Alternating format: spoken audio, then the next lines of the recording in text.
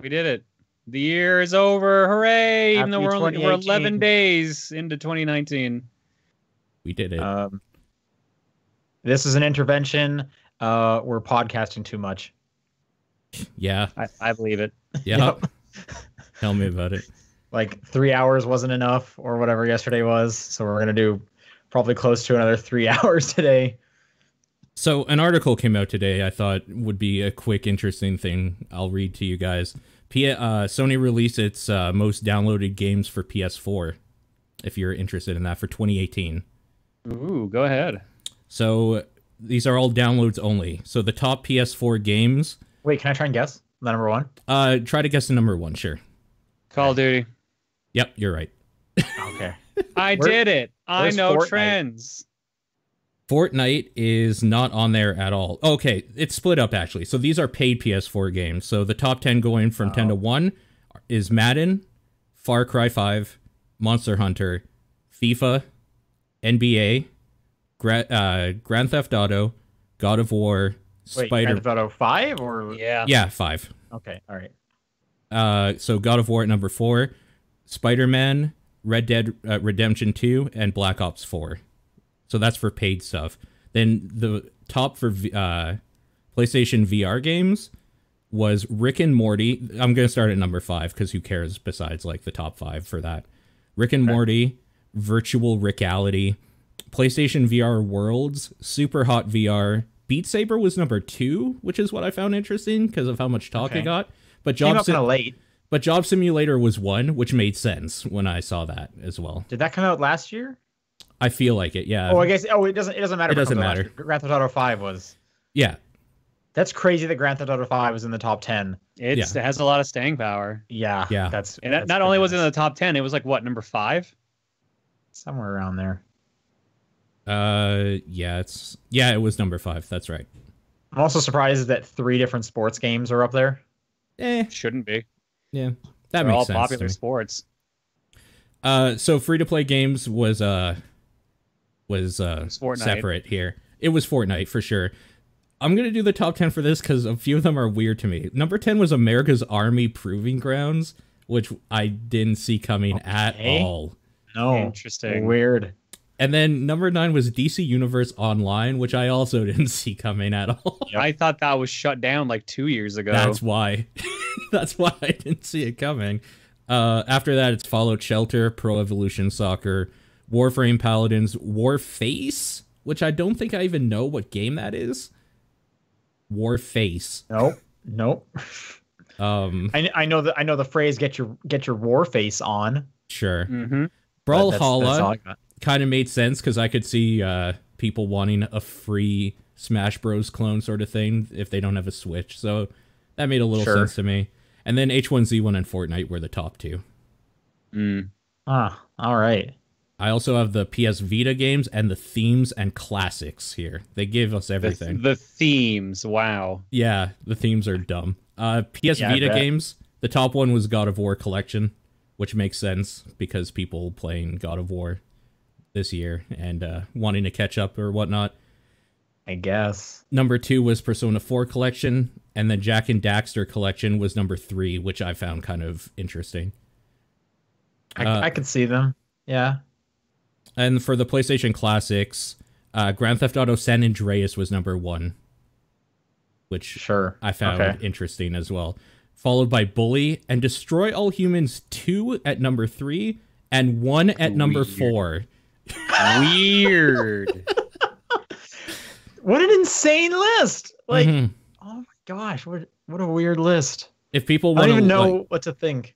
If people want to look up more specifics about that stuff, it's actually on GameSpot, and it was just What's the most popular theme this year?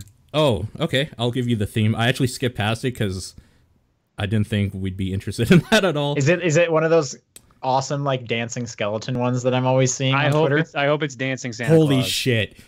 Tropical Skeleton Dance Dynamic Theme is actually number 10. It's on the list. Those things are actually great. Number 1 was Monster Hunter World. That makes sense. Yeah. And then Legacy Dashboard Theme was number 2. That's the PS2 theme, I believe. Okay. Sure, that makes sense. Okay. But yeah, that's on GameSpot if people want to check that out. It came out just today, so it'll probably be up there in the most recent stuff. I just thought that was a neat timing thing to discuss. Do you have that article up? I mean, I don't have it on the computer right now. It's on my phone because I was reading my. Oh, I mean, like, do you know who wrote it? It was Jordan Ramey or Remy. Okay. Yep. I know him. All right. This is the top-down perspective. Game of the Year podcast. Woo, woo. Yep. Brr, brr, brr, Yep. brr. Game of the Year celebration for 2018. I'm Sean Booker. I'm Paul Fleck. I'm John Wheeler. So for those who maybe this is your first Game of the Year episode, we don't do a cumulative top 10. We do individual ones because we all play different games. We all don't play the same games. So it makes no sense to come up with like an overall one. Right. But let's run through the categories in order that we're going to go through today. It's going to be wild. Get strapped in, get comfortable. First off, we're going to start with 2018's 20XX Game of the Year, which is a game that came out not in 2018 or 2017 that we played a lot of. I'm just going to say this year. Yeah. Going forward, just to make things easy. This year that we wanted to mention.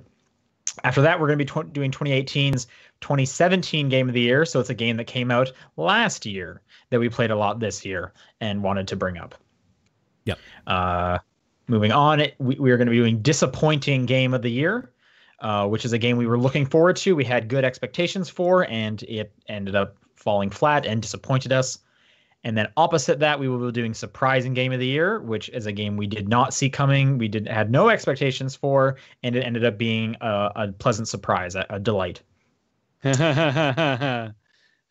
not what I use mine for. I went kind of in an opposite direction. Not for all of them, but there was one that I was just like, I'm surprised this was a thing. So that's how I went with one of them. Okay, but yeah. sure. I think literally the note for both of mine is surprised that it exists.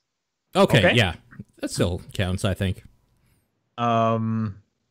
This year we've added Best Audio, which is, this game we thought had the best audio. We didn't put music, soundtrack. We just kind of accumulated everything audio related is in this category. Mm-hmm. We are also doing Patreon Game of the Year, which is not a category our audience got to do in their community survey, which we'll get to in a second. This is a game that the three of us did a TDP Plus episode about, and it was like our favorite, or we think it's the Patreon Game of the Year. So we'll get into more of that later. Followed by that, we will be doing the top 10 list. We'll be doing it in reverse order, so 10 to 1 as we go down that. We will then be doing honorable mentions, which are games that didn't quite make our list, but we wanted to call them out for one reason or another. And then we will be doing Pile of Shame, which are games we wished we had gotten to before this podcast, but we didn't. And these last two categories were also not available for the community to vote on for obvious reasons. The community did get to vote on a couple other categories that we don't have, which is the individual hosts, Game of the Year, guess, basically. So once we have gone through 10 to 2 on the Game of the Year countdown, before we get to 1, we will read what the community as a whole thought each one of our Game of the Years will be, and then we will reveal our number ones and see if they were right or not. And as we go through them, we'll be, in case you didn't know, we did a community survey, and a bunch of people wrote in. Thanks for those who voted and submitted their answers. We'll be announcing what the community's most voted on games for each of the categories as we go along. Yep. Pretty self-explanatory. It's the same thing we've done every year. Yep. Hooray. I guess just a quick rundown of how the community stuff was calculated. Anything that took a top 1 spot was worth the maximum amount of points of that category. For example, if you had 3 options, number 1 slot would be worth 3 points, number 2 would be worth 2, and the third place would be worth 1 point. And the same with the top 10. Everybody's number 1 game of the year was worth 10 points, and then in descending order from there. So it's based on if you voted your vote was tallied up. It wasn't just like, oh, it's obviously this one. We're just gonna say it's that. There was actual numbers behind it. Was it Math happened. Yes.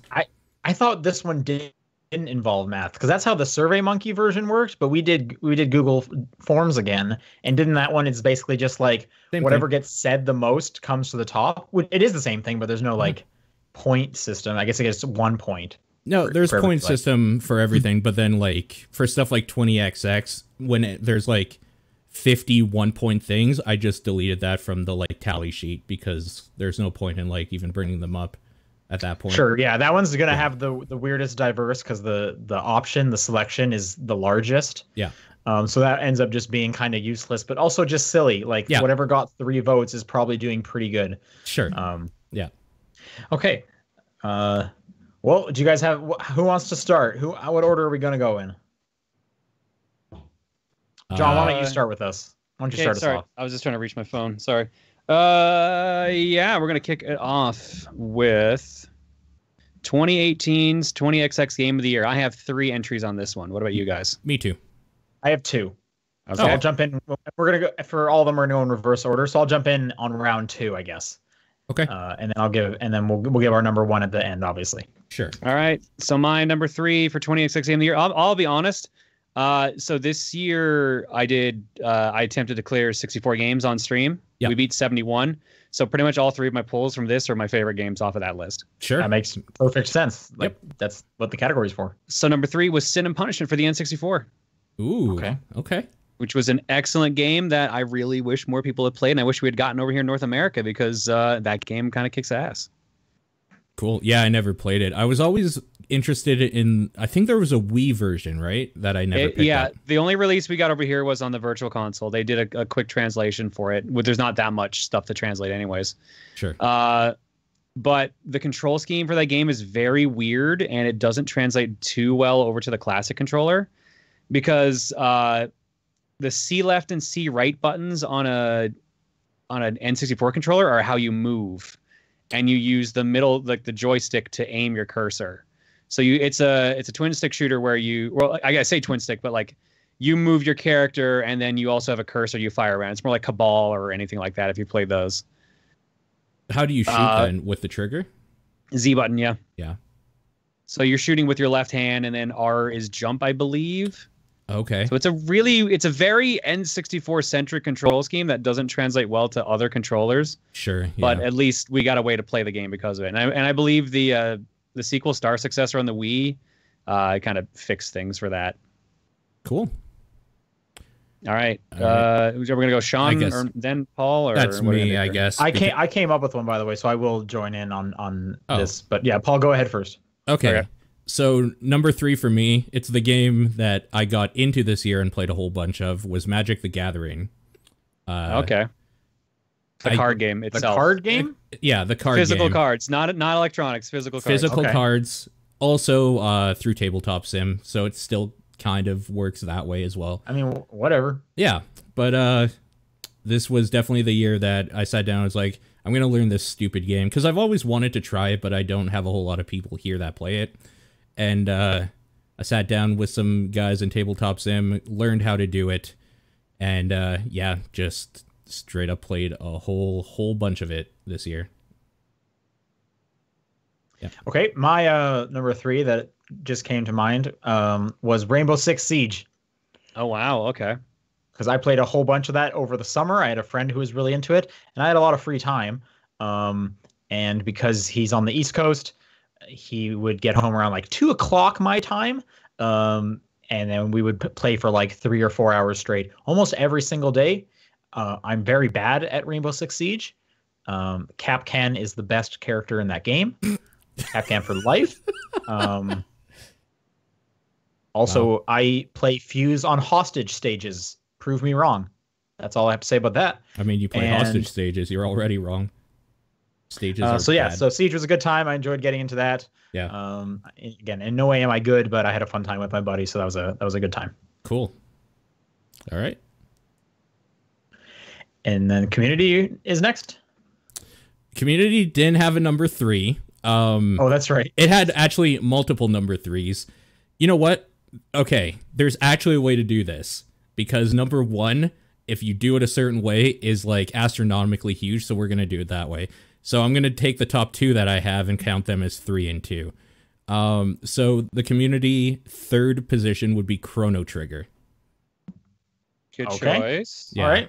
with a couple very high votes on it. So yeah, good choice.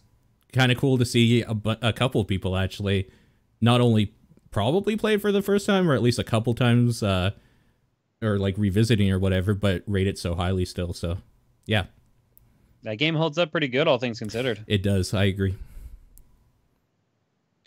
All right. My number 2 was Super Hot. Nice. Good Nice. choice. Yep. Yeah, so I never had a chance to play this before when it first came out.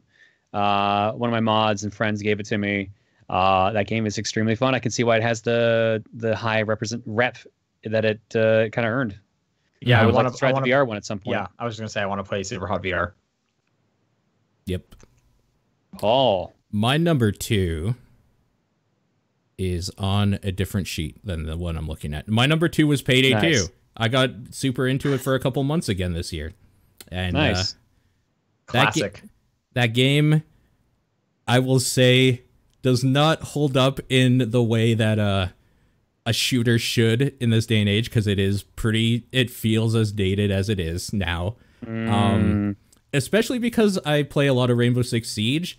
Payday requires like a tilt button to like look over a ledge or something. Like that would just be so good. Just like little things like that you're like, if they remade Payday 2 or made Payday 3, this is definitely a thing that they would do now. But it's not in that game, so it feels old. But I still fell in love with it again with a bunch of friends, and we did a bunch of stuff together. It's still a cool game. Just, yeah, old. My number 2 is Ace Attorney: Spirit of Justice. Nice. I think the last 2 years, Ace Attorney games have been my number 1 in this category, as I had been going through them. This year it got number 2, and it means I'm all caught up on Ace Attorney games. So hurry up and make that another one. Switch one or port over those couple Japanese ones. I'm ready.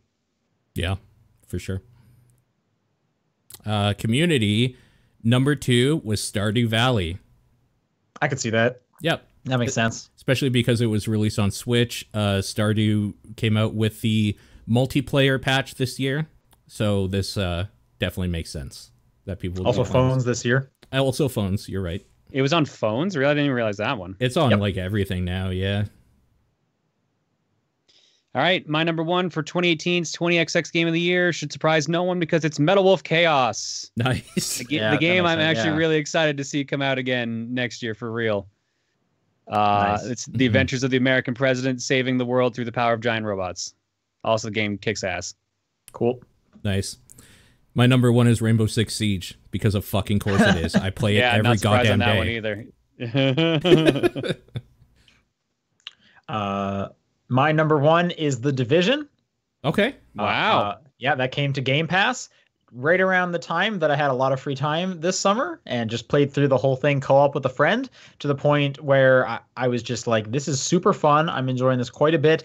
And now I am looking forward to getting The Division 2 when that comes out, which would have Nice. surprised me if you had mentioned that at the beginning of the year. So yeah, the first Division I'm really into.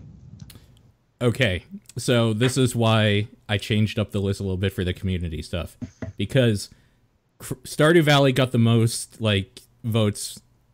Kind of, the most votes actually went to Kind of? Pokemon, but over different games, like Pokemon, Pokemon Silver, Gold, Red. Like they're all there, but everybody had a Pokemon game basically on there. So I'm just gonna say Pokemon 1 community, whatever. Not even like Pokemon Go, where it's different. I don't count those. Or like Pokemon Stadium. It's just like The different. concept of Pokemon It's itself. just different colors of Pokemon. Yeah. So that was actually the community game of the year, just straight up. The old RPG style Pokemon. Sure. All right, let's move into 2018's 2017. I say we just do the same order. So, John, All go right. ahead. Unfortunately, I only have one entry in this one because I, honest Oh. to God, don't think I played that many games that came out last year this year. I had Okay, to well- push two myself, so yeah. Okay, well then you just join in when you're ready. I have 3. Should I start then? Kick it off. I mean, I have a third that I can Okay. do. Then you go. So Persona 5, and honestly, the reason I haven't finished Persona 5 yet is because more stuff just kept coming out, and that's a long game. Sure. I mean, a lot of these categories is, I mean, the entire pile of shame is because stuff kept coming out. So Yeah, no, for sure. But I played more Persona 5 this year, and I do really like that game. It's just gonna continue to be a thing I pick at, I think, though. That's fair. My number 3 is Drop Mix. Oh, shit, yeah. Oh, I didn't even think to count that. Which I first played with John's and liked it so much that I waited for it to get even cheaper and then bought it myself along with a bunch of the cards. That's a great thing to pull out at parties. It's super easy to play. It's a weird, fun thing that I'm shocked got a season 2 of cards. So yeah, Drop Mix I'm glad I own that. Mm-hmm. So the community number 3, and why I decided to just pipe up with it anyway, was Persona 5. Okay. All right. Well, I'm going to say now that he's reminded me that came out last year, my number 2 is Drop Mix. Yeah. Okay. All right. Okay. My number 2 was Mario Odyssey. No, sorry. That's their number 2. I was reading the wrong list again. So Mario Odyssey is the community thing. Snipper Clips was my number 2. Oh, okay. This was the year that I picked it up, and me and the girlfriend just sat down for hours upon hours playing it. Just screaming at each other. No screaming. Why are you cutting it wrong? God. Which was just turn it.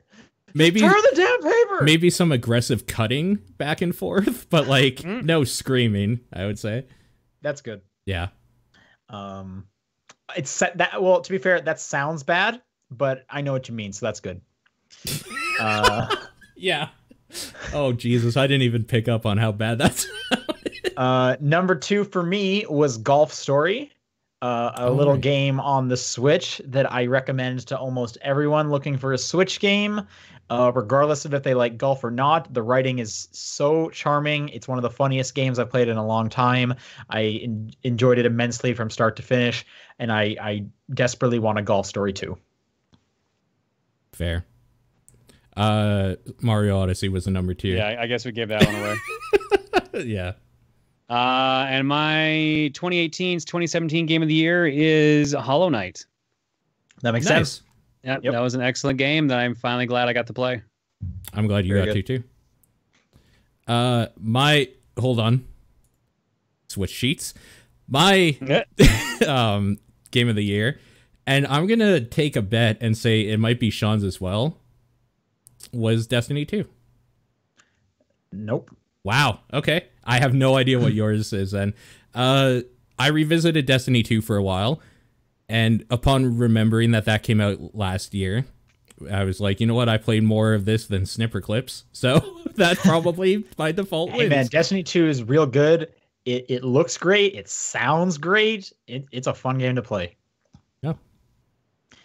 My number 1 game, which it'll make a lot of sense when I say it, is I played for quite a while Assassin's Creed Origins. At the beginning of this year. Yeah. I didn't play it in time, and then I played it for like 3 months straight because it never ended. That's probably why I thought you weren't going to put it on there, because you got sick of it by the end. No, I didn't get sick of it. I played all the DLC. I played everything. I enjoyed that game quite a bit. It's part of the reason why I didn't jump into Odyssey right away, is I needed a bit of a break.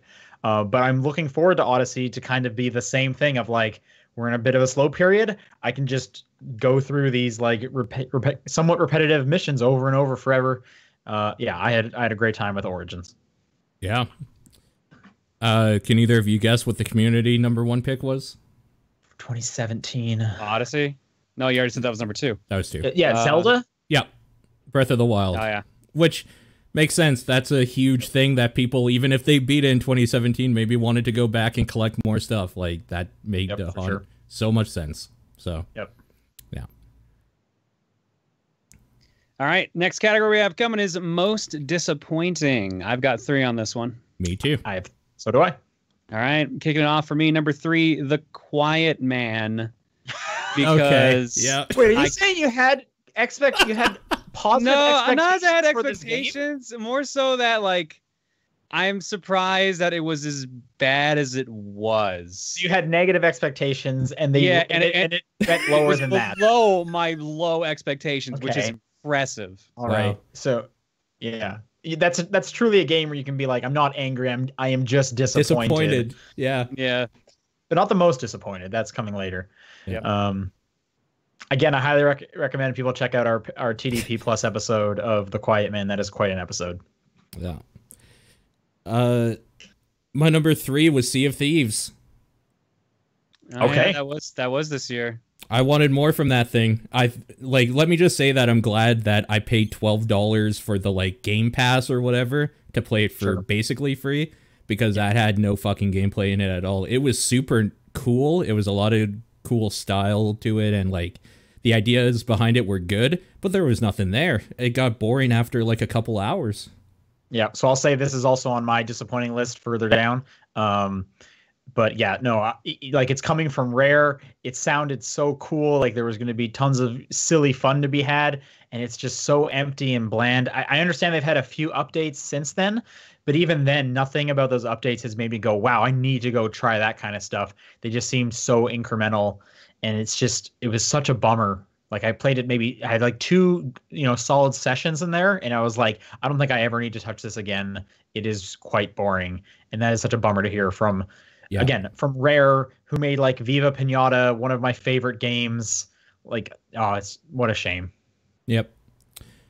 Community's number 3 disappointing slot went to Red Dead Redemption 2. Wow. All right. Yep. Wow. Was not expecting that. Really? Yeah. So actually, my number 3, because that Sea of Thieves wasn't my number 3, so I'll say my number 3 now. Was Alto's Odyssey, which is a follow-up to Alto's Adventure, a runner game on iPhone or an Android where you're snowboarding around. Odyssey looked really cool because I enjoyed Adventure so much. Having a sequel would have been great. The art style, they did a bunch of sunsets, so it was looking real nice. But it's just the exact same game again. The like flight suit mechanic didn't add nearly enough, and it's a bummer. That was one of my favorite iOS games. My bad. For some reason, I thought you said your number 3. So No, he said the Sea of Thieves was lower down. Yeah. So. Yeah. All right, we already said the Communities, which was Red Dead. My number 2 was Chasm.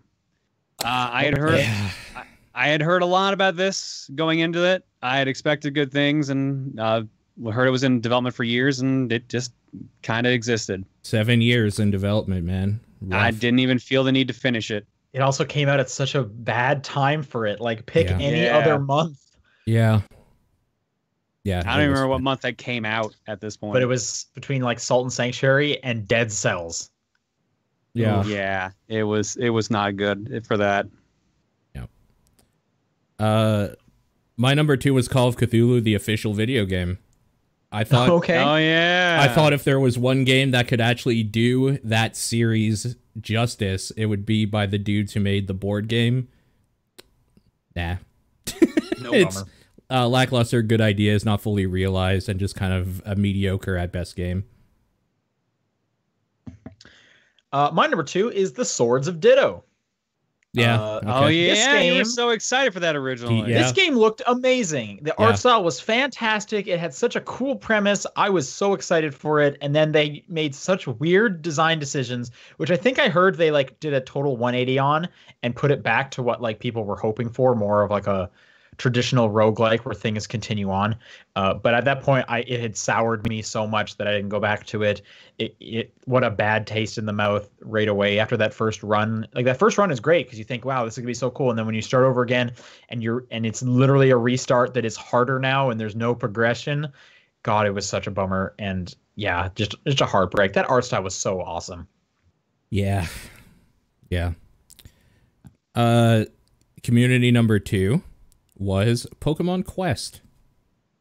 Oh, Okay. yeah. I think they were probably just expecting a little more from it, I guess.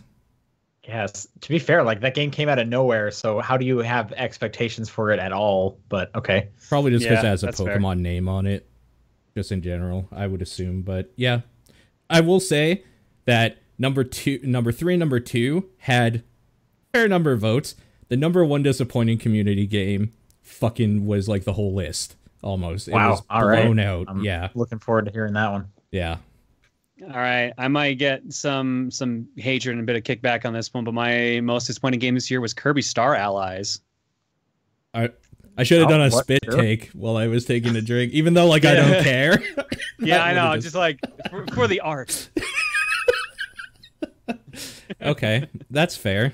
I think. I love Kirby so much. I'm a big fan of the series, and usually when a game comes out, I will sit down and just jam through the whole thing.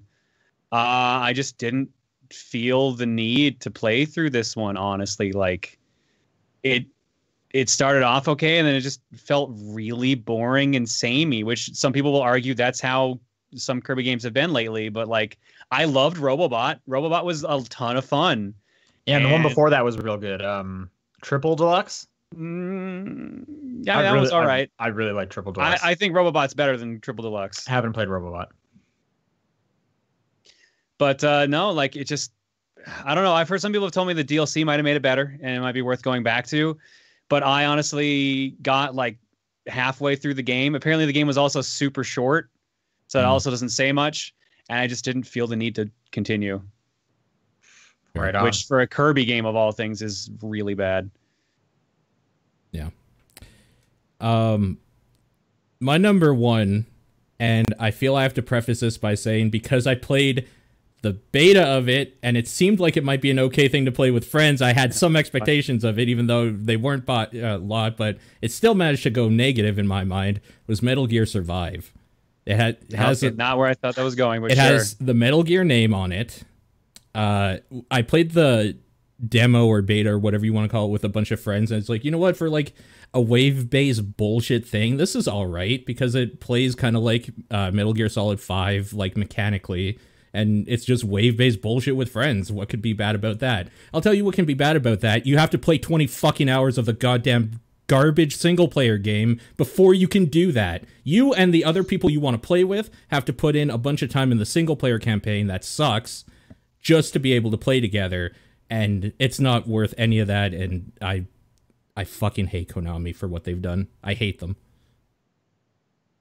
All right. Well, you know my number 1? That was Sea of Thieves. Yeah. So that was a bummer. That is a bummer. And the community number 1. Fallout 76. Everybody That's had Oh, okay. everybody had a shitload of expectation for it, and they were shat on. So, yeah. Makes sense. Yep. All right. Next up is Surprise of the Year. Yeah. I have 2 for this one, but honestly, they could be a tie, and I wouldn't care. Okay. I have 1. I have 3. All right, Paul, kick it off. So Detroit Become Human was surprising that David Cage could put a story together. Oh, that was this year? Jesus. Yep. It was, yeah. It's heavy-handed, it's stupid, in parts it's kind of badly written, but I found myself playing through it and considering seeing other paths, which is surprising. Okay. Yeah. I have 3 for the community as well. Okay. All right. Number 3 was The Messenger. That's Okay, fair. Sure. I can see that. Yep. Yep. My number 2 was The Quiet Man, again, because it exists. Like, what the fuck? Okay. Why did someone think it was a good idea to make a game where there's no audio? Like, honestly, why? And Okay. and then they made so you have to play through the entire game again to hear everything that you missed. Yeah. Meaning, but you have to like the game the first time around with less features. And so it's a surprise that multiple people thought this was a good idea. Yep. Yeah. Yeah. Yep. Yep. My number 2 was The Missing, J.J. Macfield and the Island of Memories. Okay. So the reason why this was a surprise, because it shouldn't be, because I like sweary generally. I like the subject, or I think the way that they tackled the subject matter of that game, which I won't get into because we don't talk spoilers here really, was very tasteful in a way that it needed to be, I think. And then it ends anime style, because of course it does. It's sweary. So this would almost be on my like disappointing list had I had more of a reaction to it. I didn't finish that game. I just don't enjoy playing that game. Like, it handles so poorly. And I hate that she screams all the time when she like lights herself on fire, and it's just unpleasant to go through. It's supposed to be though. I got that, but I just wish I enjoyed. But it's not supposed to be like, the platforming is not supposed to be terrible, and it is. There's a middle part of that game that's like, I feel was tacked on because they felt they needed to have more gameplay in it, which was a disappointment. I'll probably just like watch the end of it because I wanted to see it through the story, but I was just, every time I sat down, I was just like, I have like 9 other games that I really want to play right now. What am I doing? Missing wasn't that long though. It was like one session. it's like 4 or 5 hours, I think. Yeah. Okay. So do you have a number 2? I don't. Okay. Number 2 was Super Mario Party for the community. I could see that. I've heard good things about this. I've seen a few things. It's actually made me want to try it out, which is the first for a while in a Mario Party game. Yeah. True. All right, my number 1, kind of the same reason as the Quiet Man. It's on here. Shaq Fu: A Legend Reborn. Why does this exist? Yeah. Okay. I think you were excited for this game, right? I was excited for the reason it's on this list right now. Like, why does this exist? Why did someone think this would be a good idea? Okay. But you're saying it's bad, right? I mean, it was not good. It was okay at best. Mm-hmm. All right. But the fact that it exists and wasn't complete trash was a surprise. Yep. So my most surprising game was last year. I didn't think IO Interactive even would exist, and Hitman 2 came out this year. Okay, all right. It was announced at E3, and it came out a couple months later. Yep. Although I understand at least the physical sales have been pretty bad. So who knows after this? Yeah, I know, but like that's what we were saying last year. Literally, when we get to predictions. Okay, all right. Yep. My number 1 surprise is Yoku's Island Express. Ooh, yeah. This is a weird mashup of genres that probably shouldn't work, but they do. And I was just baffled the whole time of how much fun I was having with a Metroidvania / pinball game. It is such a weird little thing that, I'm so shocked that that it was playable and that I enjoyed it so much. Sure. The community most surprising game was Celeste. Okay.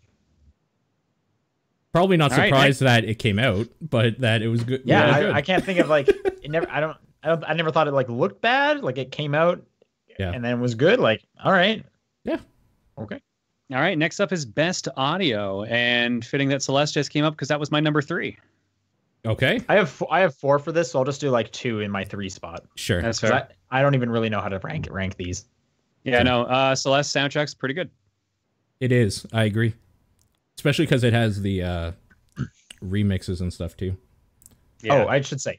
Okay, so mine aren't ranked because I really don't know which first. Celeste is in these 4 for me as well. I love the Celeste soundtrack. I love that there's remixes for the songs. So if you're really enjoying a song, you can get it like twice. Like that's great. Sure. My number 3 was Spider-Man. I just thought that's on my list too. I thought all around the audio in that game is amazing. Not only just like the voice acting stuff, which is great in itself, but the sounds of the city, the music swelling as you're like building up more and more speed while you're swinging through the city. It like everything just hits perfectly. The voice acting is so good. They got Spider-Man so right. Yeah, I mean that's just all like fine, but then the J. Jonah Jameson podcast started. I mean that's part of it. Though. That's on my list.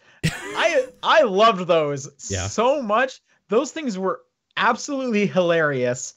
I wish I could just like. I need to find like a playlist online where I can listen to all of them because I'm sure I didn't hear them all, and they're some of the funniest writing. That was an absolute treat. But again, yes, the stuff you also mentioned, really great, especially with the swinging. But this is the whole reason I was putting this on my list was for those J. Jonah Jameson moments. Okay, fair. Should I? Do you have like a 3, I guess, or should I just go ahead and? I think he's already read out at least 2. I already read out done 2. two. So yeah. Yeah. Okay. So for community, they have Octopath Traveler at number 3. That's good. Yeah, the soundtrack on that one for it was really good. This is where these lists started having huge numbers, by the way. Like, a lot of people voted. Like, the other ones that we mentioned with the community stuff, it was kind of, like, close with a lot of stuff. From here on out, the community was very together on a lot of stuff. So, yeah, Octopath at 3. All right, my number 2 for best audio was The Messenger, a game that really mixes 8 and 16-bit soundtracks really well, almost seamlessly in certain areas, and just overall excellent sound design on that. There's very few songs, if any, I actually don't like in that game. Yeah, for sure. Yeah, and when you know, not really spoiling, but when you can start going back and forth between the two versions, like that's super cool. Or when the water muffles some of it, but you still get like a steady beat from it. Yeah, that's awesome. Totally. My number 2, even though I'm kind of iffy on the game itself, was Battlefield 5. That's the first. Okay. That's one of the few games that I wish I was playing it on, like, a big screen with a really, really nice surround system, because the sound design in that game is absolutely phenomenal. And unfortunately might be the best thing about it. So, there's that. All right. The next game on this list I'll read is Smash Bros, which is mainly on this list for most audio, I think. The most sounds ever. I just kind of felt bad about taking it off, because I was like, you know, pick some of my favorite games of Nintendo past. They're in here, and the song from it's in here. I feel like this needs to be on my list. And there's some good remixes in there too. And like, it's not like a big standout from like, wow, this is amazing. It was more just like, this is just hitting everything I want, you know, as a video gamer. So like, yeah, I think it gets on here for most audio. Sure. Community number 2 was Celeste. Okay, what was the number 3 again? Octopath Traveler. Octopath, right. Okay, cool. All right, my number 1 for best audio is Tetris Effect, because that's pretty much all that game is. Whoa, okay, hang on. I got 2 things to say about that. 1, that's my next one on this list. And 2, Tetris by itself is awesome. Yeah. So I don't know what you're saying. Like, I'm not saying that's a bad thing. I'm just saying, like, there's a lot of good music in this game. Yes, there is definitely a lot of good music. Yeah, it definitely helps out quite a bit. And man, you get that like that subwoofer going. Oh, so nice, so good. My number 1 is Red Dead Redemption 2. By far, like, my favorite thing about that game is the audio. I was not expecting your whole audio list, because I've already forgotten what your number 3 was. So out of the ones I remember has just surprised me. Okay. Red Dead Redemption 2 has some of the best voice acting probably of the year. Yeah. I really like the little things, like, depending on where you are in the world, hearing a train can either sound clangy if you're near tracks, or muffled thud in, like, the way that it would sound when you're, like, far away and, like, on, like, soil and stuff. Just, there's so much little detail in the sound design of that game. It's fucking baffling. Like, I don't understand how they did I'll agree. There's a reason that guy won, like, best performance. Like, Arthur, like, not even talking about the writing, but the way he, like, delivers all these lines is so good. Yeah. Like, and you didn't get very far in the game, right? Like 10 hours. Oh, okay. So you saw a good chunk of it, but like, yeah, just like the tone of voice when he's kind of like being passive aggressive and stuff, like it is such a good performance. Yep. It's fucking baffling how good the sound is on, like, the horse clopping, changing like sounds depending on how solid the ground is in some spots. Like, it's crazy. Horse pooping. I don't get it. I don't get how they did it. Well, people worked 100-hour weeks. Yeah, you know what? I don't want to. I didn't want to bring that up, I guess. I don't want to know how the sausage is made. Yeah, kind of. Are you done, Sean? Yeah, those are my 4. Yep. Okay. The number 1 for community was Smash Bros. Ultimate. Yeah. Like I said, most audio. Yeah. Also, just hearing those themes at like using it as like your iPod, basically, if you wanted to. Yeah. Yep. Which is a good thing they even added that feature in the first place. So Totally. Agreed. all right, next up is just the three of us on this one, Patreon Game of the Year. So out of the 12 games we did for TDP Plus this year, at least this was the idea behind it, we're going to vote and say the three that we liked the most. Well, Paul said he might go in a different direction with I don't know if mine's in a bit of a different direction too. We didn't super talk about what this category meant fully. I think we all just kind of took it however we wanted to take it. I think it would have been worse if we had come to a consensus. I think we're going to have some weird talks here now. All right. So my list went off of games that I actually enjoyed that we played through the Patreon this year. Okay. All right. And you're going in reverse order, right? Yeah. So my number 3 would be Into the Breach. Nice. Good choice. That was an excellent game. I will say that is also on my list. It's probably the only one on here that I was like, this was like the best game we played in the Patreon. This is my favorite game from the Patreon. Whatever. That's my number 2. Nice. So I'll just jump ahead because we're talking about it right now. Yeah, mine aren't really ranked because they're all on this list for different reasons. All right. Yeah.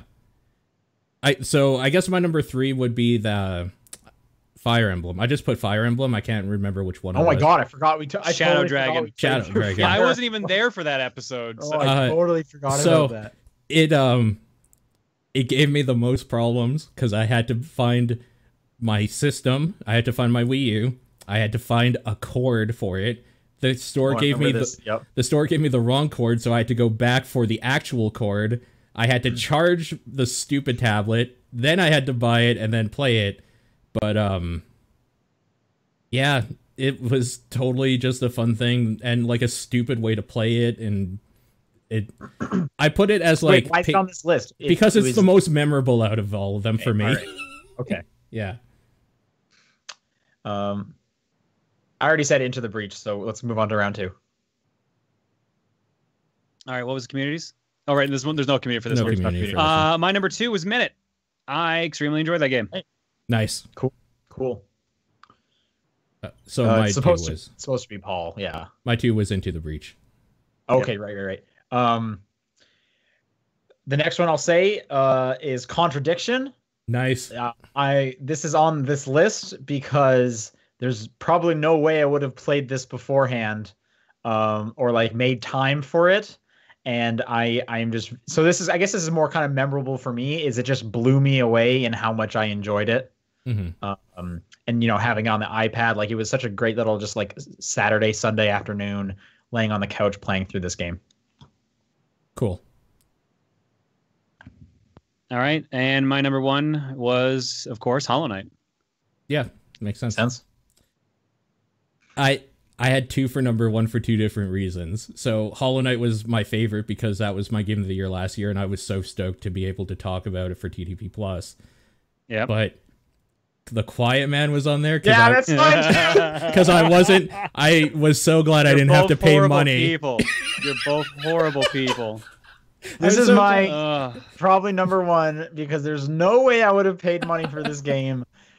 But I am so happy I got to experience it, that I get to talk about it. Yeah. This was my favorite episode we recorded. I was so excited to talk to you. The whole month leading up to it, I was like, have you guys played it yet? Do you want to record early? I just need to talk to someone about this stupid-ass game. Yeah.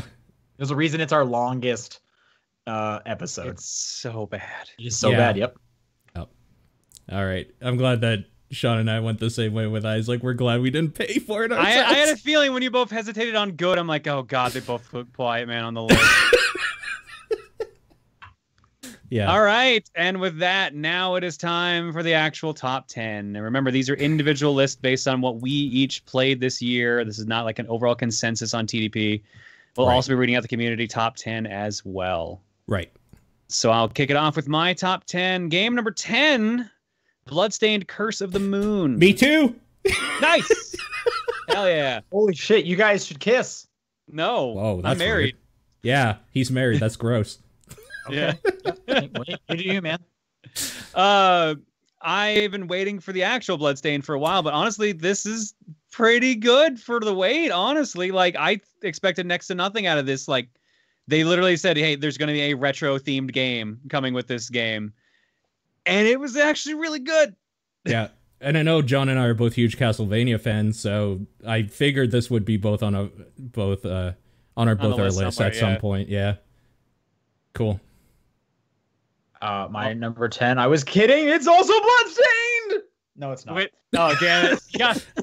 You almost got me for a second. I'm like, wait a minute. Mine is Dragon Ball Fighters. Nice. I love Dragon Ball Z, and this is the best Dragon Ball Z fighting game that has ever been released. Yeah, that's true. I played all of the Budokai games that matter, because no one likes Tenkaichi. I like Tenkaichi. Nah, not as much as Budokai proper. Yeah, actually, I do. Well, okay, you do you.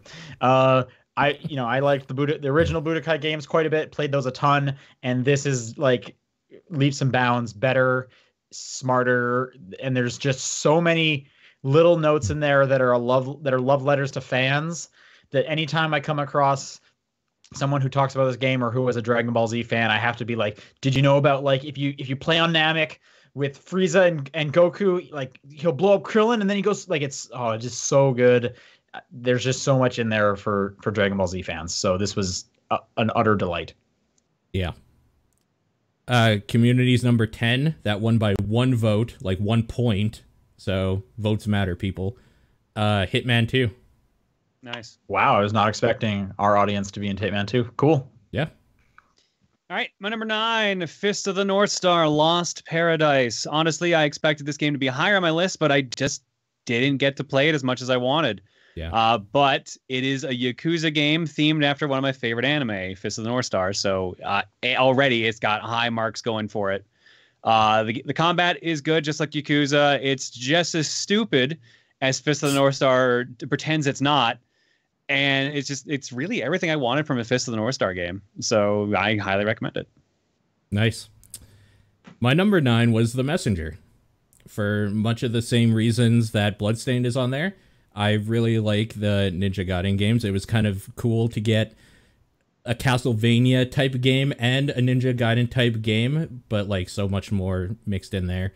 And I just found myself falling in love with it, especially when I guess you could call it twist or whatever happens and that game opens up in a way I wasn't expecting. Just such a cool game.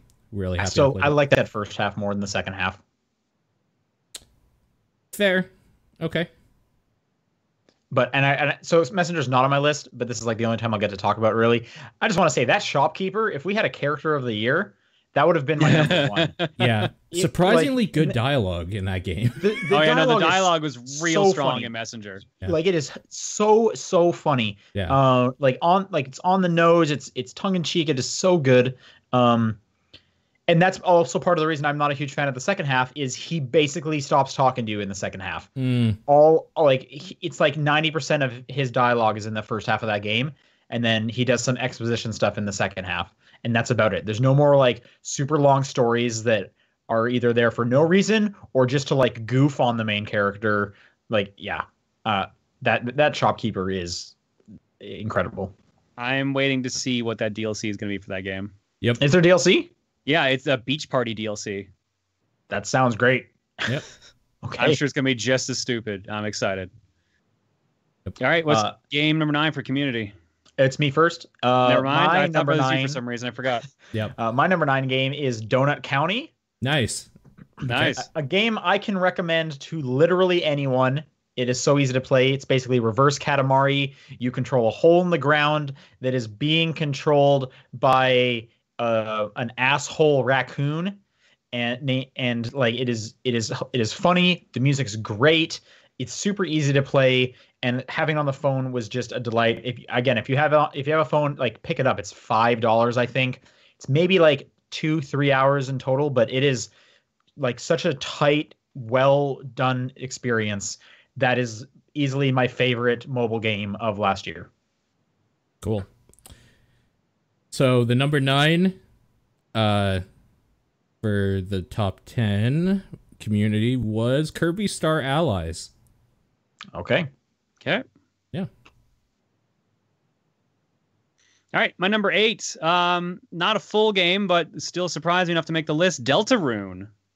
Oh, right. Okay, I Yeah. didn't even know you played this. Okay. Yeah, so honestly, like, I'm not gonna lie, I thought Toby Fox was gonna be a one-trick pony. I kind of I'm did gonna too. be perfectly honest. Yeah. And when I played Deltarune, I was like, holy shit, he still has it. Hmm. Like, I am legit excited for the rest of that game when it comes out. It was surprisingly fun. New characters and old, all entertained. The combat was different yet similar. Like, it was just surprisingly pleasant experience, and it makes me feel good that Toby's just not only going to be known for Undertale from here on out. Yeah, for sure. Number 8 for me was Mega Man 11. I was expecting this game to not be very good. Instead, I fucking fell in love with it. It just scratches that itch that Mega Man 9 and 10 didn't for me. Even though they had like the style for it, they didn't feel right to me for some reason. And like this is kind of the more modernized version of a Mega Man game, but it still like harkens back to that how I felt playing those other games. So I just absolutely fell in love with it and couldn't stop playing it. This is like the first time a Mega Man game has really made me want to like try it out. Like I'll probably pick it up on a sale. Mm. So Cool. my number 8 is Yoku's Island Express. Basically the same reasons I said up in Surprising. This was super fun the whole way through. I highly recommend it. I feel like this is kind of, I said it, months ago, kind of the sleeper hit that I felt SteamWorld Dig 2 was. It is a weird mashup of genres that shouldn't work, but does so in a really great way. Yep. And I recommend it quite a bit. Absolutely delightful game.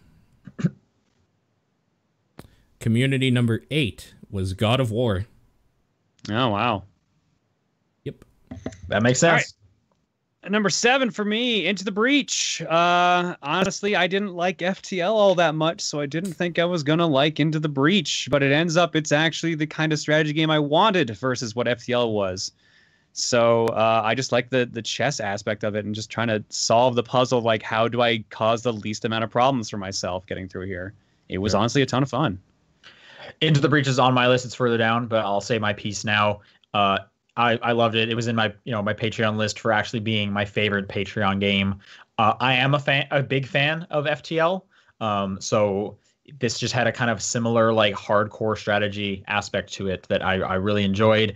I think the music's good. The mechs are super fun. They're all super different. Being able to customize them with like rocket punches or like electric whips is just super cool. From like, if this was in real life, this would be awesome. These mechs come down from the future and they're fighting giant bugs. Like the whole story and aspect of it is super cool to think about. And I love having it on the Switch.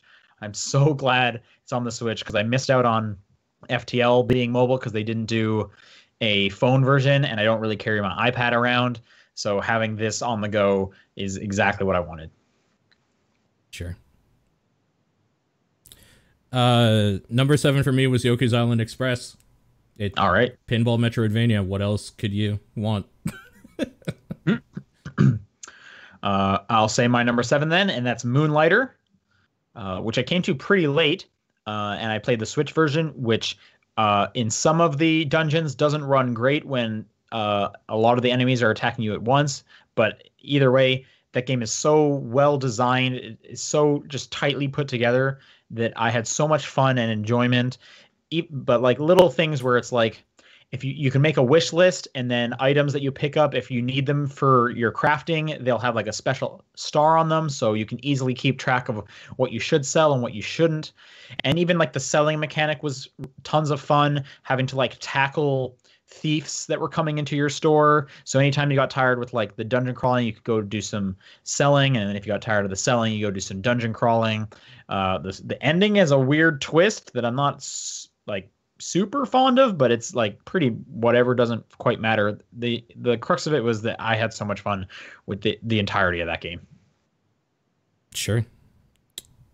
Okay, we're at number 7, right? So Community 7 was Marvel's Spider-Man. Nice. That also makes sense. All right. My number 6 was Minute. Again, another Patreon one. I just really like the idea of like a super quick RPG where each turn is basically 1 minute. You need to figure out the puzzles as fast as you can. That make progress. And they kind of, in the other modes and even in the original mode, they kind of make ways to waste your time to make you just have to give up turns to figure out stuff. It was like really charming and fun. I enjoyed playing through all the modes. Yeah. Right on. My number 6 with Dead Cells. Dead Cells is also on my list. It's further down. Okay. I guess the big thing about Dead Cells is, like I said before with Bloodstain, huge Castlevania fan. It's cool to have kind of like a modernized version of that kind of like gameplay of the side-scrolling, not beat 'em up, but like weapon-based platformy thing in like a roguelike like format. A platformer with a focus on combat. Yeah.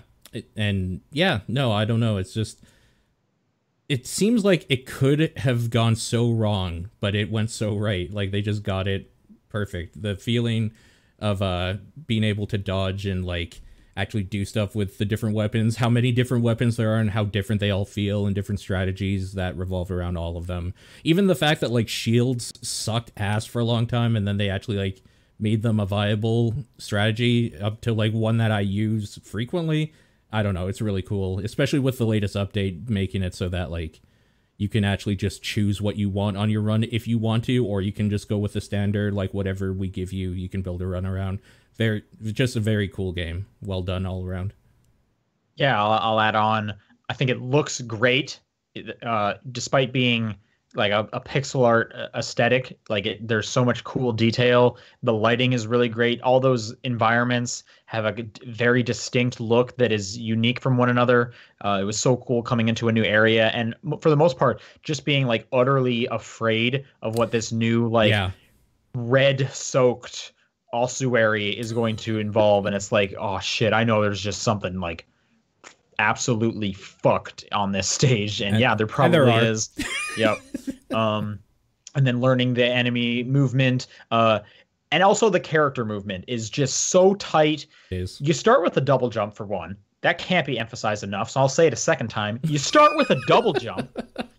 That's the best video game mechanic. Yeah. And then that dodge is awesome. You can cancel all of your moves by using a different one. You get to like wall run, leap off walls, smash the ground with ground pounds, which is rolling through doors to stun people is awesome. Attacking through doors to stun people. Like there's just so much depth to the combat.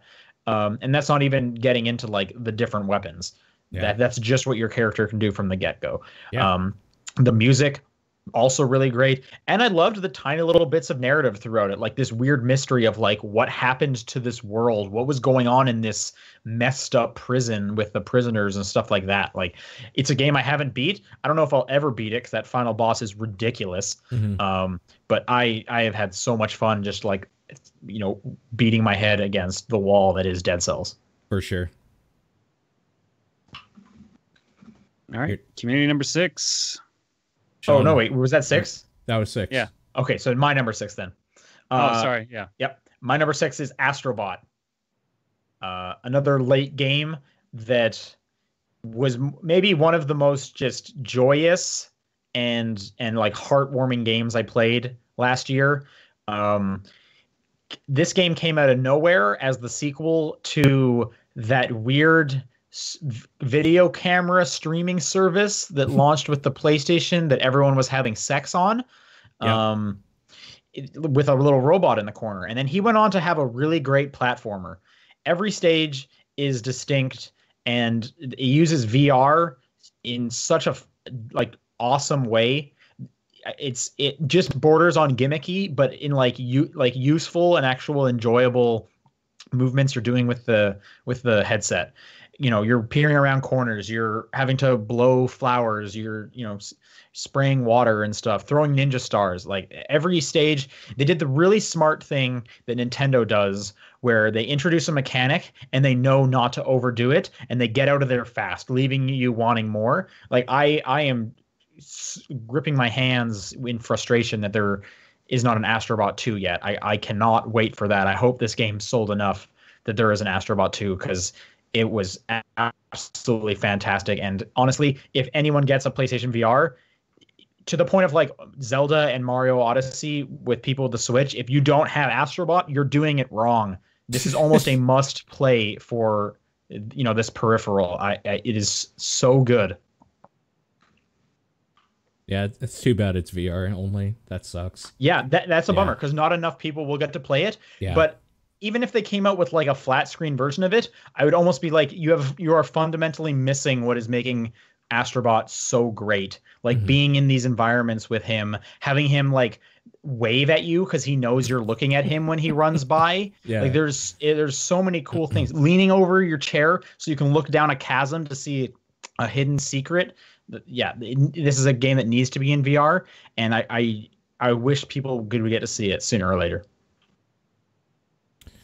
Okay, community number 6 was Pokemon Let's Go blank. Just whatever sure. version. I kept them Yep. together. Yeah. Yeah. All right, top 5. My number 5 was Smash 5, Smash Ultimate. Okay. Yeah, I'm gonna be honest. Going into Smash 5, I thought I was done with Smash Brothers. I kind of was not excited for it at all. I was kind of uninterested. It's really good. Yep. I feel pretty similar. Like it was just like, oh, I'll buy it because it's Smash. Yep. Yeah, it's got a fleshed out single player mode. It's got a giant roster. Most of the new additions I like. There's too many Fire Emblem characters. Yeah. It's coming from a person who has played all the Fire Emblem games in the States. There's too many Fire Emblem characters. Yeah, I thought I was done with Smash, and it brought me back in. It's really good, and Yep. I feel like no one's really talking about it anymore. And I hope people will keep talking about it when other characters come out.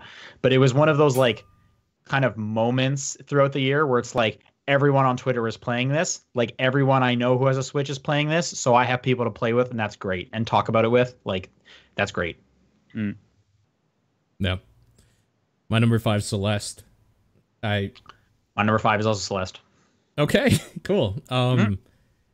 I remember us watching the Nintendo Direct and we saw like just a snippet of it, and I thought that looks kind of like a weird like Meat Boy thing almost. Like it looked like a hard platformer, and that's exactly what it is, but with so much more input in there. Like every time there's a new stage and area, got excited to see what the new gimmick was and like what I could learn, but more importantly how they built levels around it, because I felt that the level design around like the things that they were asking you to do was very good, and the pacing for it was very good. Like it started off not necessarily easy right away, like a little difficult, but then it kind of pushed the limits of what you could do to a point where some things felt damn near impossible, yet I beat that game completely. Except the C-sides, because I was done by then. I didn't do any of that stuff. I got to like through B-sides, and yeah. It's nice that there's the option there if you want to keep going more. For sure. And I think the reverse is also true. This is a difficult game. Yeah. But it is one of the best examples of like games with like accessibility a good use options. of accessibility options. That's exactly the word I was looking for. You can turn on an extra like a triple jump if you want. Just to like get through it. And honestly, the story's good enough that you should just get through it. Like, don't worry about turning the accessibility on. And I think that also sets it apart from Meat Boy. Meat Boy has a fine story. It's kind of just like a rescue tale. Yeah, but you wouldn't say it has a story even. Really, like it's pretty shallow. I'm just saying Meat Boy doesn't have a bad story is kind of what I was trying to say. Right. But Celeste has like a heartwarming story. Like it was on the Games for Change list on the Game Awards, I believe, and I think it earns a slot there. I don't remember if it won. I feel like it but did. Like it won sound, I think. I know it won soundtrack or sound or something like that. I don't know if it won Games for Change. I think maybe Florence won that. Yeah, maybe that might be. Anyway, regardless, it deserved the nomination. Like there's a whole section about her like having an anxiety attack and having to focus on a feather and breathe through it, like, which is. You're playing a Twitch platformer this whole time, and now you need to sit there and make sure that the feather doesn't get too low on the screen. Like it slows down incredibly. Like there is a focus to that story. Like so, like there are so many things this game has going for it. Yeah, and we haven't even talked about the soundtrack. That soundtrack's great. I think it was all on our best audio, like all three of us. Yep. Celeste is really good. And I think it was like a big win for the Switch. I feel like most people played it on the Switch this year. Yep. Also, shout out, it's from a Canadian developer. So there you go. Yeah. From Matt Thorson in Vancouver. Really good. Yep. That was your number 5 as well, right? Yeah, that was both your 5s. Okay, so number 5 for the community then. The Messenger. Nice. Yeah. Someone in the chat is saying that Celeste won Indie Game of the Year and Games for Impact. And it was nominated for Game of the Year. That's right. It was like the only indie game nominated for Game of the Year. Yep. Yeah. All right. Oh, hi, buddy. Number 4, Spider-Man for PS4. Sure. That's I hate open world games. Yeah. I hate open world games, but that's a fun game. Yeah. The feeling emotion in that game is real good. I just wish it didn't take a while to get used to the combat. Like, I went into that combat expecting, I guess, Batman, Arkham style. Sure. And it sort of is, but sort of isn't, because it wants you to focus on aerial combat, because Spider-Man kind of just gets wrecked on the ground. Yeah, he does. For sure. But I don't know if I agree with that, but I'll say my piece afterwards. Okay. All right. No, I like it. I like it a lot. It basically made me like, anytime an open world game actually keeps me interested, that is a sign of a good game, because that is just not my genre anymore. And I just like all the little Spider-Man like novelties and like throwbacks to everything there. And like, even though this is technically like a different universe with like different character setups, I just like the way they went with everything on it. I think it's a good game. Yeah. This is on my list as well. Yep. It's further up, but I'll say my piece now. I disagree with the combat. I think it's extremely Batman, and I didn't do a lot of the aerial stuff. Like, I wasn't good at like the swing kick ever. So most of my fighting was on the ground or just spamming the gadgets, because you get some weird gadgets. Like, for whatever reason, he has a giant fan that knocks people into the air. But like the impact web sliding under people, like, it's so kinetic. So I loved the combat the whole time. Yeah. The combat's really good. But even going outside of the combat, like, that story in Spider-Man is ridiculously good. Yeah. Like, better than it should be for Spider-Man, to the point where people, and arguably rightfully so, is saying this is one of the best incarnations of Spider-Man we've seen in a long time. Last year was really good for Spider-Man in general. Yeah, like, it was. Yeah. We're on a Spider-Man renaissance. We are extremely lucky. Yeah, for sure. But like, John, did you finish the game? We can't talk about the end. Yeah, I'm not going to talk about the end, but I just wanted to touch on the final fight is so good. The story, the way the story comes together, the conversations going on between you and the villains at the end are so great. When it was in the trailer, so this isn't much of a spoiler, but like, when the Sinister Six are like breaking out of prison, and they're not even the final boss, and then you have to like fight two of them at the same time. Like, those fights are cool, and just the way Peter can like just take them out with ease, because he's like a veteran not a veteran Spider-Man, but he's done this for years. It's not just an origin story. Like, he knows these people are small fry. He'll put them back in jail, and it's like, and you actually feel like that. You're literally like, yo, get out of my way. There's something bigger going on right now, and like, the stakes are raised. Honestly, my only complaint is all the crimes, especially with like the Sable Force in that last third. They beat you down so much. Yeah, like, there's just too much of that kind of going on. Apart from that, I enjoyed that. This game I almost platinumed. Like, probably one of the only game I ever got this close to platinuming. And again, the J. Jonah Jameson stuff is so great. But yeah, I can't believe I loved the story in a Spider-Man game this much. I can't wait for the next one. Yep. It's so good. We're at number 4, right? Yep. My number 4 was Warhammer Vermintide 2. Just nice. Okay. Straight up, really, really good 4-player co-op game that Left 4 Dead. I absolutely love playing, and if I could find people to play it more regularly with, I would. I still play it single player late at night by myself with random people all the fucking time. Like, all the time. So that was a huge get for Game Pass. Like, I loved that came to Game Pass. Yep. Yeah. I don't know. It's just really, really good. There's not a whole lot to say about it, because you kind of need the friend thing to go like that are playing it to really get the most out of it. But I'm at the point where I'm just hopelessly addicted to it, and I keep going in to level up my other characters. Like, I have my character set for when a certain 3 people and I play, and then when I want to do random stuff, I have another character set. So like, yeah, I don't know. It's just so that's dedication. It's really, really good. Yep. My number 4, we already talked about it, but it was Into the Breach. Okay. Nice. Number Alright. 4 for the community, and this is where the it's not so close anymore. The top 4 had a lot of votes between them. Red Dead Redemption 2 was number 4. All right. Cool. Both My the number. community's number 4 and their top disappointed game. Yeah. Makes sense. That's a polarizing game. I could see. Oh, it. no. Top this point was Fallout. Yes, but sorry, you're right. It was like number It was 2. on- 2 it or was 3. Yeah. Yeah. Oh, okay. Speaking of 3, my number 3 is Tetris Effect. I love Tetris, but I don't really feel the need to buy any more versions of Tetris. I am glad I bought this version of Tetris because I love Luminous. I love what that studio does, and they basically, in my opinion, made one of my favorite versions of Tetris from here on out. Cool. Yep. Right on. It's an amazing presentation. The music's good. The way that even all your movements work with the music and the sound effects itself is great. Yep. There's so many different skins. So there's like, if you don't like one skin, you can easily just jump to another one. They're doing like weekly events. There's a bunch of extra modes. I really like the mystery mode because it's the most trolly freaking mode I've ever played in a Tetris game ever.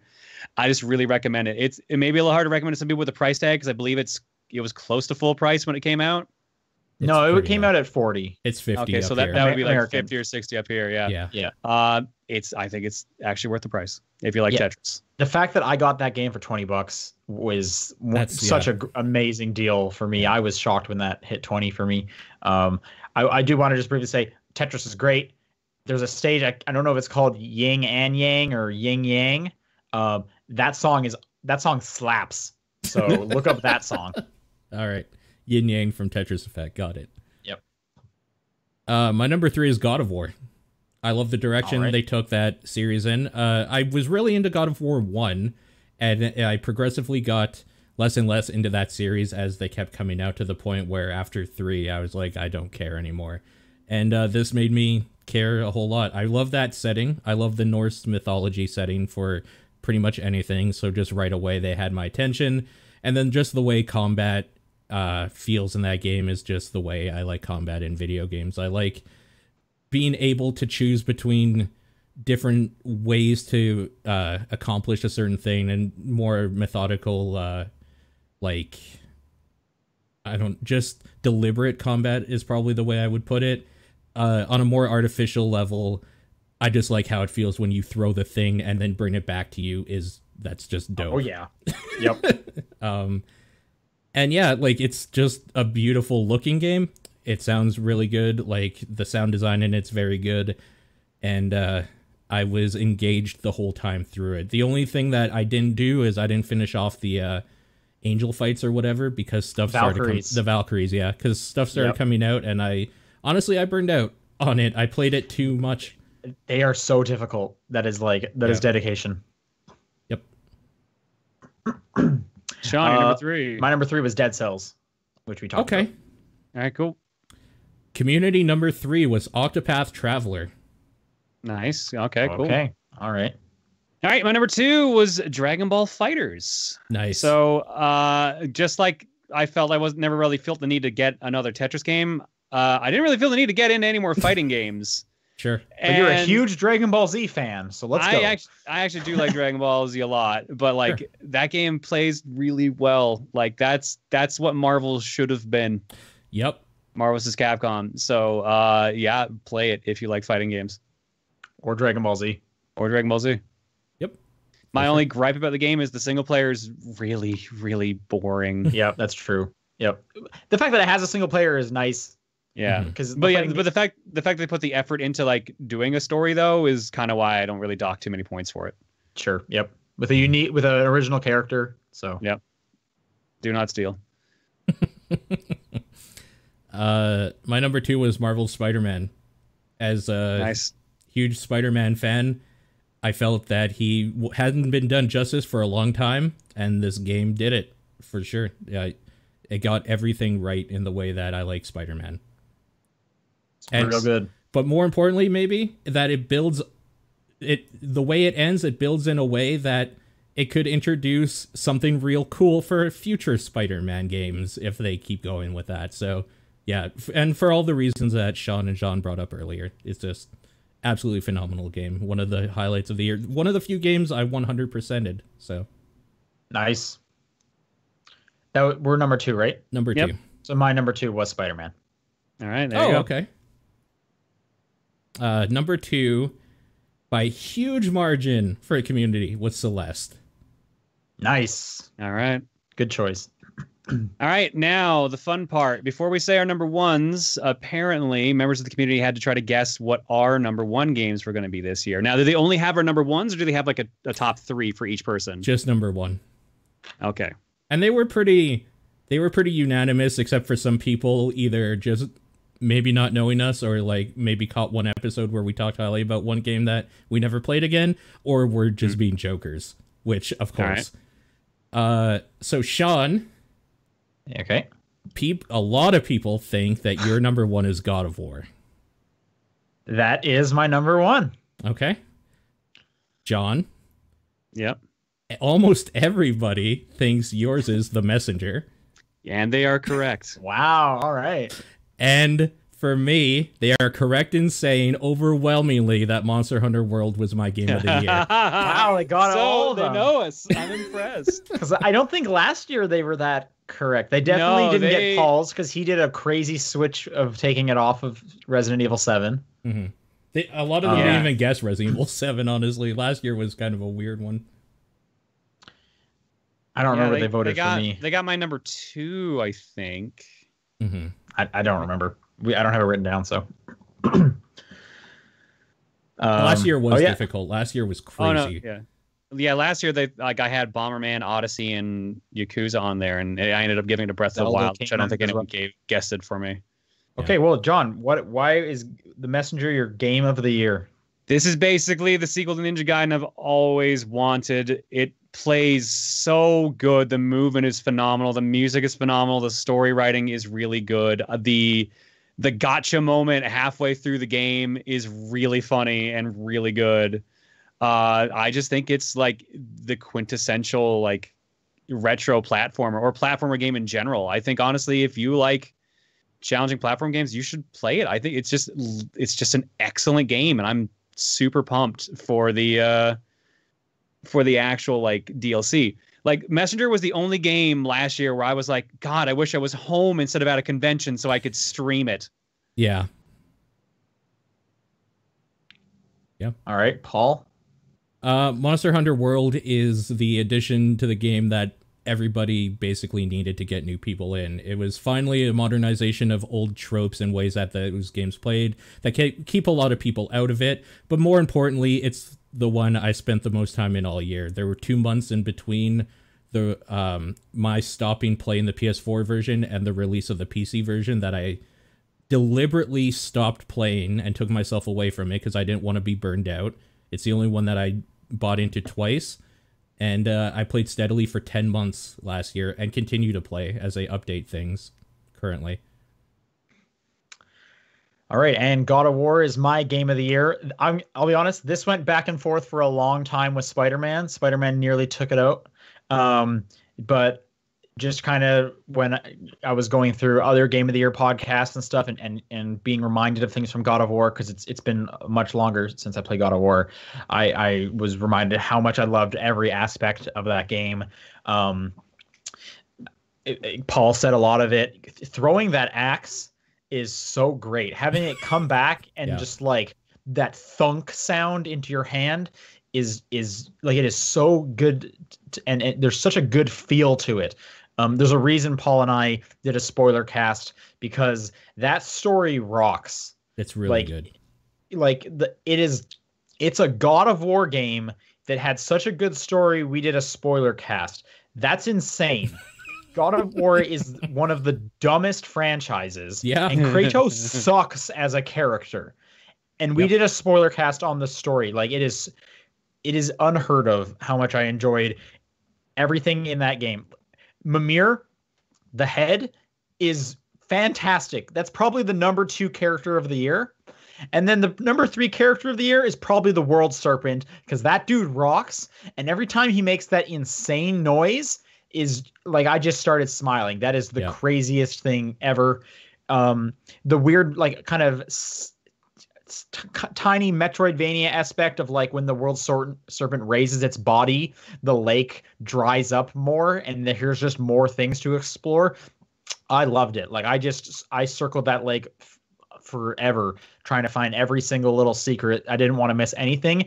And the stories you get to be told about are awesome the whole way through. That game also looks fantastic. Like it was the game that made me want to like, yo, I need to get a PS4 Pro. Like I am not doing justice with this new TV, and I am playing God of War. Unfortunately, I just finished God of War just before the Pro went on like a significant sale. Mm-hmm. But like that was the game where I was like, I feel like I am missing out. And there are just, I won't get into spoilers, but there are so many good moments in that story for fans of the series. Even if you're not a fan of the series, it's totally great to just jump into there. And yeah, that is my favorite game of last year. Yeah. I went between Spider-Man and God of War for my number 2 spot as well, back and forth. So I feel you. 2017, fantastic year for Nintendo. 2018, fantastic year for Sony. So yeah. Microsoft's return. What do you got, man? You just bought 5-6 studios. Let's go. Crackdown 3. Come on. They got Gears and Crackdown. That's next year. Yep. And maybe Halo Infinite, but I highly doubt it. Yeah, that's probably not this year. So this is going to be a softball, obviously, but now you two can guess what the community game of the year was. And Smash Brothers. It's overwhelmingly Smash Brothers. Yeah, that makes sense. I was trying to think like, okay, what came out on a Nintendo platform? Oh yeah, Smash Brothers. By almost double of the points that Celeste got. Wow. Yep. Jeez. Yeah, I'm amazed Celeste was that high, honestly. Celeste was huge. That is kind of surprising. Usually our whole list is like Nintendo games. So honestly, I was surprised when like Hitman 2 was on it because I was not expecting our audience to be playing Hitman 2 beat out Monster Hunter World by 1 point. Amazing. Okay. Yep. All right. So what are some games that almost made the list? For me, most of these games are like tied for 11. Like that last spot was really hard for me. Oh, honorable mentions. Okay. Honorable mentions. Yep. Honorable mentions. I got 2. I have 4, 5, 6, 7, 8, 9, 10, 11. I have 11. I have 8. Okay. All right, Paul, why don't you give us 3 then? I'll give you 2 that are kind of similar in kind of spirit. The Binding of Isaac 4 Souls had a whole lot of fun playing that thing on Tabletop Simulator. I finally got my Kickstarter actual card version like a week ago, and I just have to sleeve all the cards, and then I am excited to play a lot of that with whoever is interested in playing it. In the card game Arena, Magic the Gathering Arena, which is an actual computer game version of Magic, is the best way to play just standard Magic matches. It's kind of like the Hearthstone for Magic, and I think it's very, very good. But by the time it came out, I kind of burnt out on a lot of the stuff I wanted to do. Like playing in person at places was funner to me, and Magic the Gathering Arena doesn't have Commander or EDH, which is my favorite format to play. So that's like the big knock against it just in general. John, do you want to say some of yours? Or do you want to wait till like the end of it? I'll get mine out of the way now.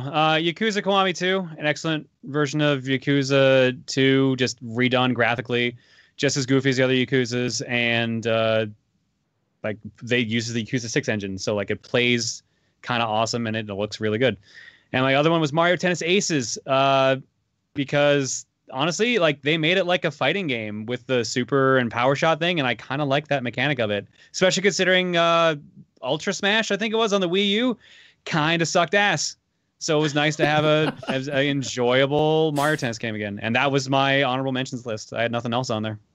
Okay, all right, I'll say a few of them.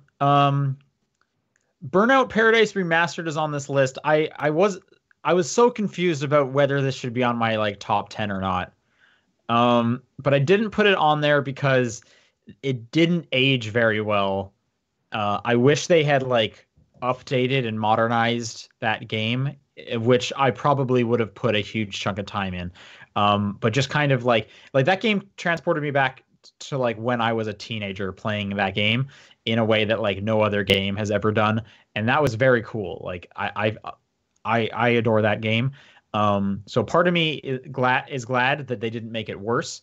But I just really wish it would have had some of like the touches like fast travel or stuff like that we expect in modern day games now. Waypoint systems, stuff like that. Right. And it is just a kind of an up-res of the old one.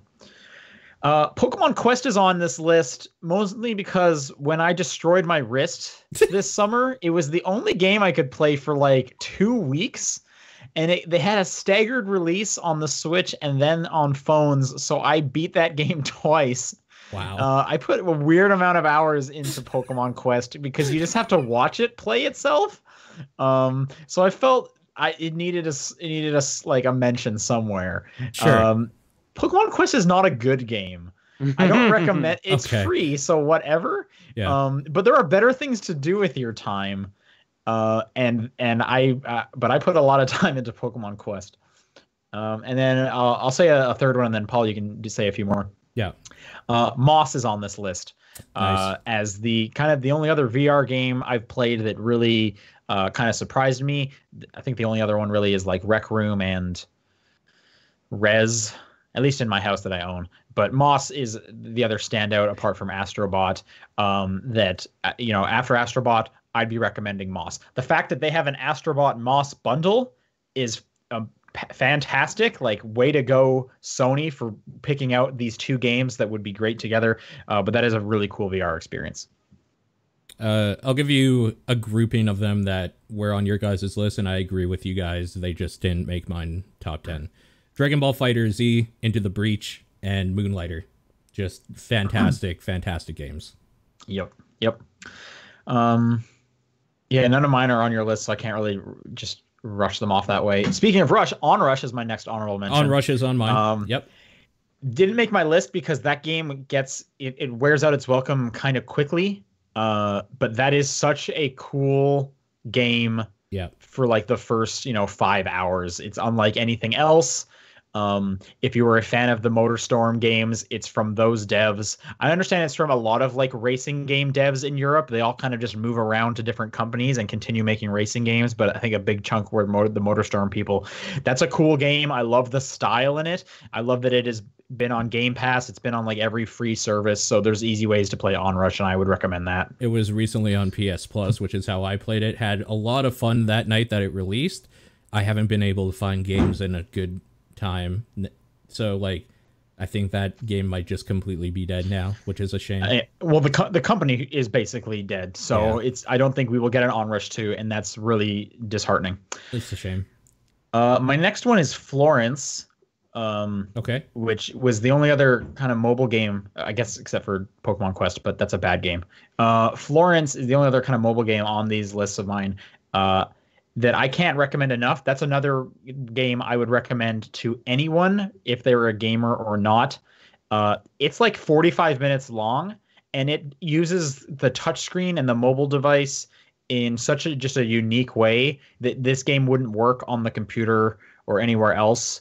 And it tells just such a relatable story of being like, in your mid 20s and going through like the start to the end of a relationship that I feel that like everyone can kind of understand, from like when talking with the significant other is just so easy to the part where it's like having conversations with this person is just not working and you have to accept that, stuff like that. So it is such a just great story. And the fact that it's like a 45-minute thing is, I feel so fine just being like, yo, pay the $2 or whatever it is. Like, you will enjoy this. You will get something out of this. And I think it's such a great example of like, look at what games are at these days. Mm-hmm. I'll bundle two together quickly. These are just, this was super fun and I enjoyed my time with them. Forza Horizon 4. Yeah. And Wreckfest, for much the same reasons. Forza Horizon 4 is just a really, really good arcade racer type game in like an open world format.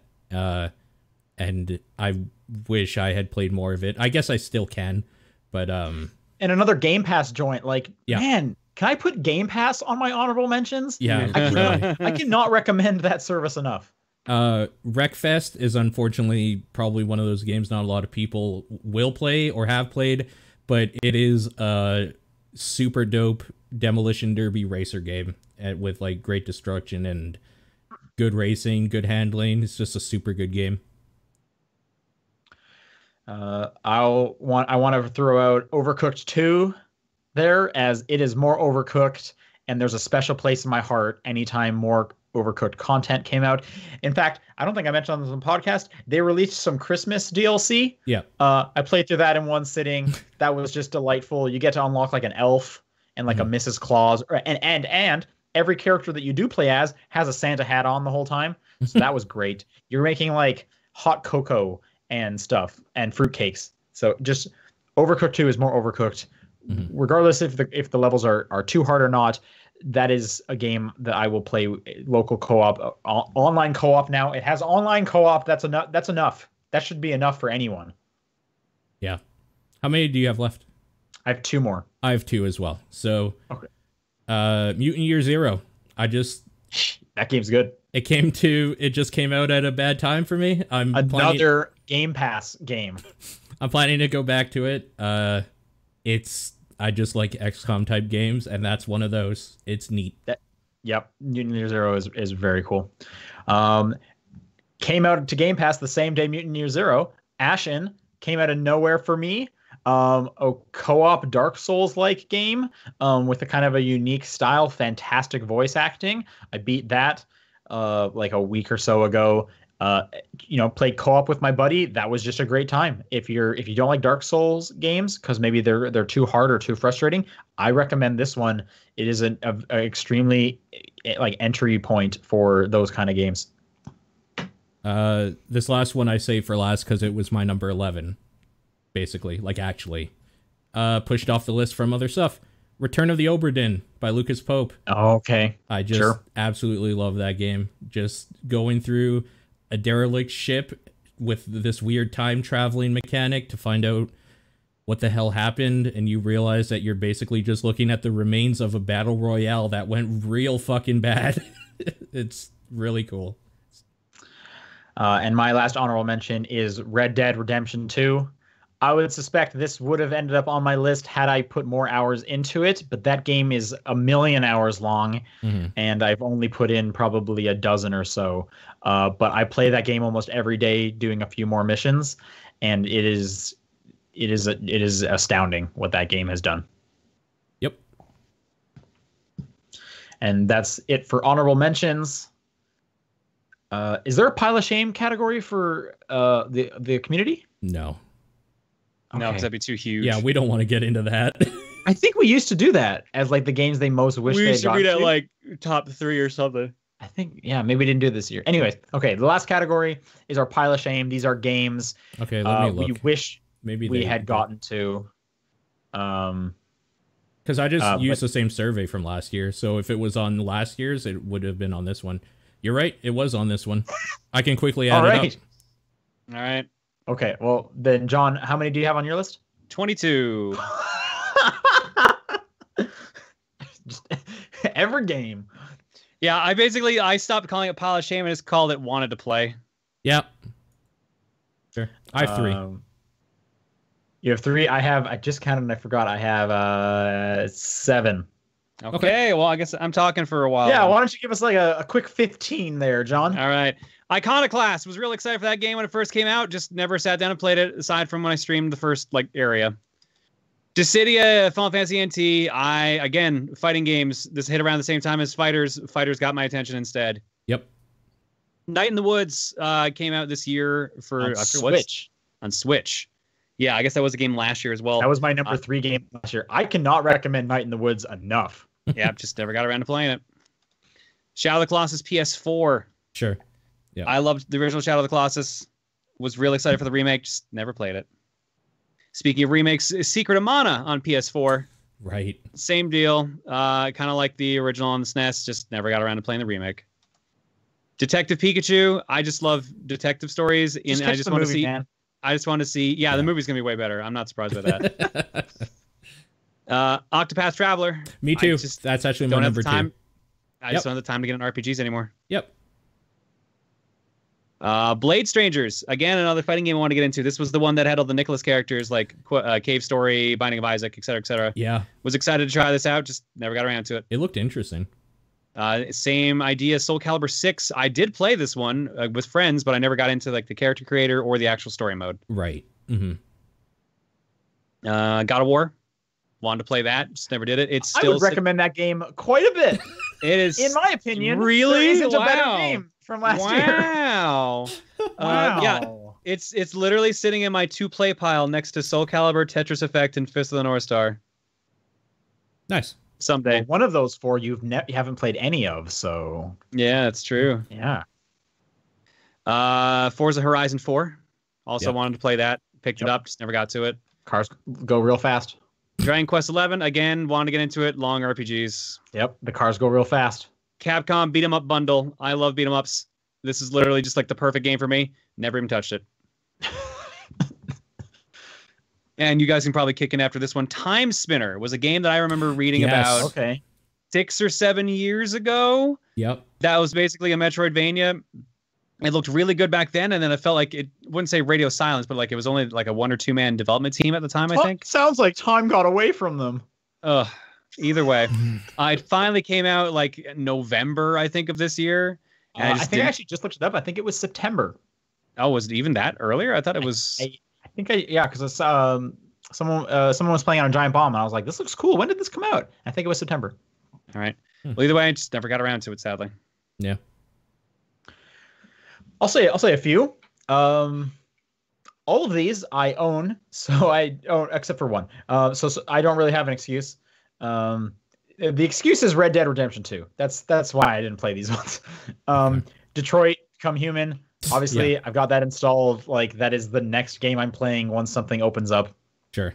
At least that's the next game I'm playing on my PlayStation, because the next one I'm playing on my Xbox when that opens up is Assassin's Creed Odyssey. As I just said, I'm looking forward to that being my like early in the year game while stuff are slowly starting to come out. Yep. I'll say one more. I'm in the mood for an RPG. Ni no Kuni 2. I want to jump into real bad. Cool. Yeah, Octopath Traveler for me was a big one, and I even installed that demo and didn't play it. Like, I don't know why. I just kind of never got into the mood where I felt like I needed to.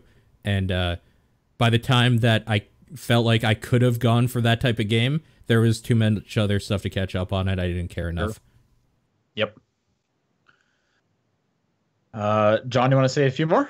Yeah. So I looked it up. Sean, you were right. It came out September 25th. So 3 days before my wedding and honeymoon, which is why I did not realize it came out and missed it. Makes sense. Yeah. And that was also like a week before Fist of the North Star. So basically when I got back, I started Fist of the North Star. I have the 3 community ones, by the way, whenever as well. All right. Valkyria Chronicles 4. Played it for a Sega promo. Liked it. I always was interested in the Valkyria games, but never actually played them. Was going to sit down and play this one. Just never happened. The first one just came to Switch, right? Yes, 1 and 4 on the Switch right now. Okay. 2 and 3 are PSP exclusive. Cool. Mega Man 11. Mm-hmm. Yep. This seems like a game that's right up my alley. It was meant to be my travel game for like 3 or 4 trips, and they never got played on a single one. I got lucky, and because we left our honeymoon a day later than we were supposed to, I had it for the flight to Ireland. So I'm like, all right, perfect. I'll play it on the flight. Never touched it. Speaking of travel games, how is Pixel Puzzle not on your guys' top 10? Pixel Puzzle? The Konami Picross game? Oh, no, it's because I don't count Picross games anymore in top 10 lists. Okay. Yeah. Because you guys played like a lot of those. I was expecting it to be on both of yours. Nope.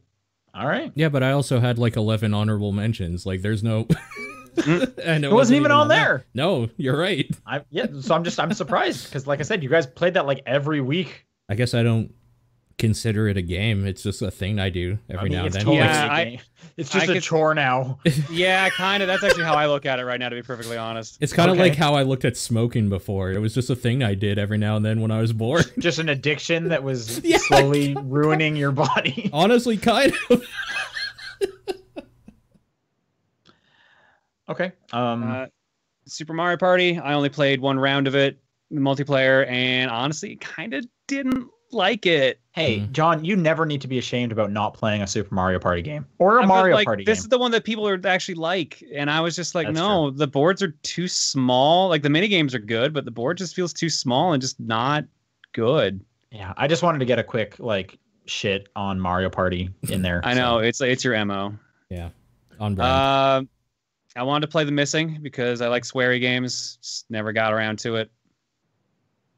And I wanted to play Starlink as well because honestly, I've been looking for a good ship kind of game because I used to love Crimson Skies and stuff, and I heard decent things about this. Just never ended up playing it. It was meant to be another travel game, just never happened. I'll say a couple. Right. Owlboy. I've been wanting to get into that all year on the Switch. I have the copy of it. Didn't get around to it. And then the other one is Guacamelee 2, which I also really want to play. I'm a huge fan of that first game. Okay. For me, BattleTech. I was looking forward to it for a long time. It's the video game version of the tactical turn-based mech board game that came out a long time ago. And just never got around to it. And even from the other people I know that are super into mech games, they say it's one of the best games of the year and just such a good tactics game and all that stuff. Never. It is on mobile, right? I don't know if it's on mobile. It's on I don't think. PC for sure. It's I might be thinking of a different game then. Yeah, probably. But yeah, I just never got around to it and it's kind of shitty. I only have one left, by the way, so if you guys have more, you can go ahead. I got 3 left. Okay. I've got 2 left. All right. Monster Boy and the Cursed Kingdom. This was one I was actually excited for and got to play it a bit on stream. Honestly, if I had kept playing this one, it probably would have been on my top 10 list somewhere. I've heard really good things about this game. Mm-hmm. Same. What I played about it, I really liked. I played maybe 20 minutes of this game, and then I think Red Dead came out. Shadow of the Tomb Raider. Sure. So I just need to get back to that, and I should probably just start it over because what is 20 minutes? Yeah, it's a fine game, especially if you like those other ones. It's more of that. I do. Yeah. Yep. Earth Defense Force 5 came out near the end of the year. Yep. Just haven't sat down and played it. That's my other one, for sure. Yeah. And It's I just- had Detroit Become Human written down because you reminded me that existed. It's honestly the reason I haven't done EDF is just the timing it came out. It just came out at a bad time. Yep, I agree. You're muted. I'm surprised Detroit is on your list. Did you play the other David Cage games? I don't seem to. I love Heavy Rain. Oh, okay. I think Heavy Rain's hilarious. It is hilarious. Okay, I guess that just didn't stick in my head. And you didn't play Beyond, right? No, people told me to skip Beyond, and when Beyond came up on stream as an option, my chat rioted and didn't want me to play it. They literally were like, if you play this, couple hundred of us are leaving. I was like, what the fuck? It's all real right, whatever. bad. It's kind of boring bad too. I don't know. We did a spoiler cast about it, so can't be, that says something. I guess. I don't know what it says. It was you and Nathan. Me and Nathan. I was just thinking, was that Paul? No, that was Nathan. That's Yeah. right. Okay, my last one that I really want to get to is Return of the Overdin. That game sounds so cool. It's very cool. Community pile of shame from 3-1. Red Dead Redemption 2, Spider-Man, and God of War. Solid game. So people saying basically we don't have a PS4. Probably. Yeah, I guess. John, did you say all of yours? Yep. All right. That does it for awards, I guess. Last thing we're gonna do is check out those predictions from last year. How we did. Yeah. Let's make a few predictions for 2019. Okay, let's do this shit. So the way we did it last year is Sean, you just would say, what about this, and then we all kind of agreed or disagreed. So a lot of these are very similar. The first one that you started off with, Sean, was you said Donkey Kong Country Tropical Freeze isn't the last port from the Wii U. Which is correct. Yep. And in fact, I think the way you worded it was it won't be the last time Nintendo does this stupid bullshit of porting games I already owned to the Switch. Yeah. New Super Mario Bros. U is coming out It came out today. It came out today. Yep. There you go. So we'll say you're right. Yeah. While we're doing this, chat, please submit some topics for us to make predictions on. Sure. For me, I rolled one forward, and this was Shenmue 3 team will ask for more money and ruin goodwill fans had. That did not happen. Nope. I think I don't think so. No. I think they got a publishing deal instead. Wait, didn't it get a fig? Hang on. If it got a fig, I'm going to consider that half right. No, that's them asking for more money. That counts. But it didn't ruin goodwill because I didn't hear an outrage about it. Okay. I don't think it got a fig. No, it did not. Okay. So neither of those have happened, I would say. I don't care enough about Shenmue 3 to roll that forward, so we're going to kill that there. Sure. That first prediction, I'll roll that forward that they're going to do that again. They're running out of games, though. I'm just saying, like... I don't think you're wrong. I'm just saying they're running out of games to port at this point. Hey, I still have some more Wii U games that they're going to port. Actually, in response... I'm going to make that a double one. Are you writing these down, Paul? Mm-hmm. Okay, so they're going to keep doing it with games I own, but they're not going to do it with the one I want them to do, which is Tokyo Mirage Sessions. But won't do Tokyo Mirage. Okay. And now I've implemented my reverse psychology plan. Hope you're listening, Nintendo. All right, and here's the thing I found out on Shenmue 3.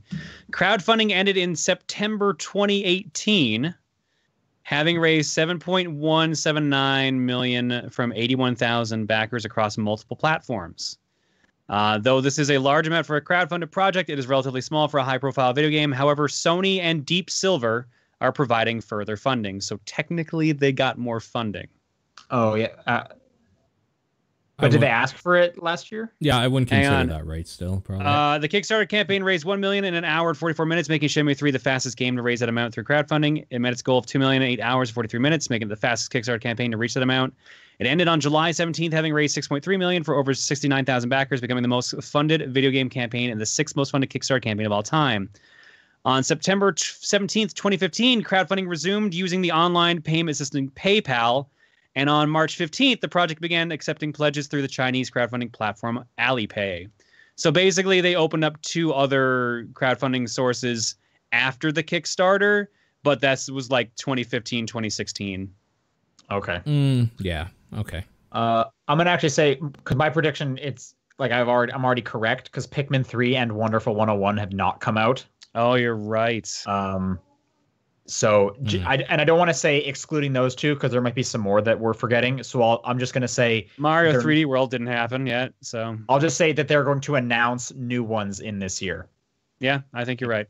Now that people have reminded me what hasn't come over. Yep. So in response to your thing about Donkey Kong, John said, I'm going to one up you and say Mario Maker for Switch, a port or sequel will be announced. Nope, hasn't been announced. So that hasn't been announced. Then we talked about Smash Bros. Okay. So Sean, this is interesting because I feel like I was pretty sour on it until the last couple of weeks. So most people were like that. I don't remember exactly what we said, but I have the note here. Sean, you said Smash Bros. Announced no. And John said... Was it not even announced yet?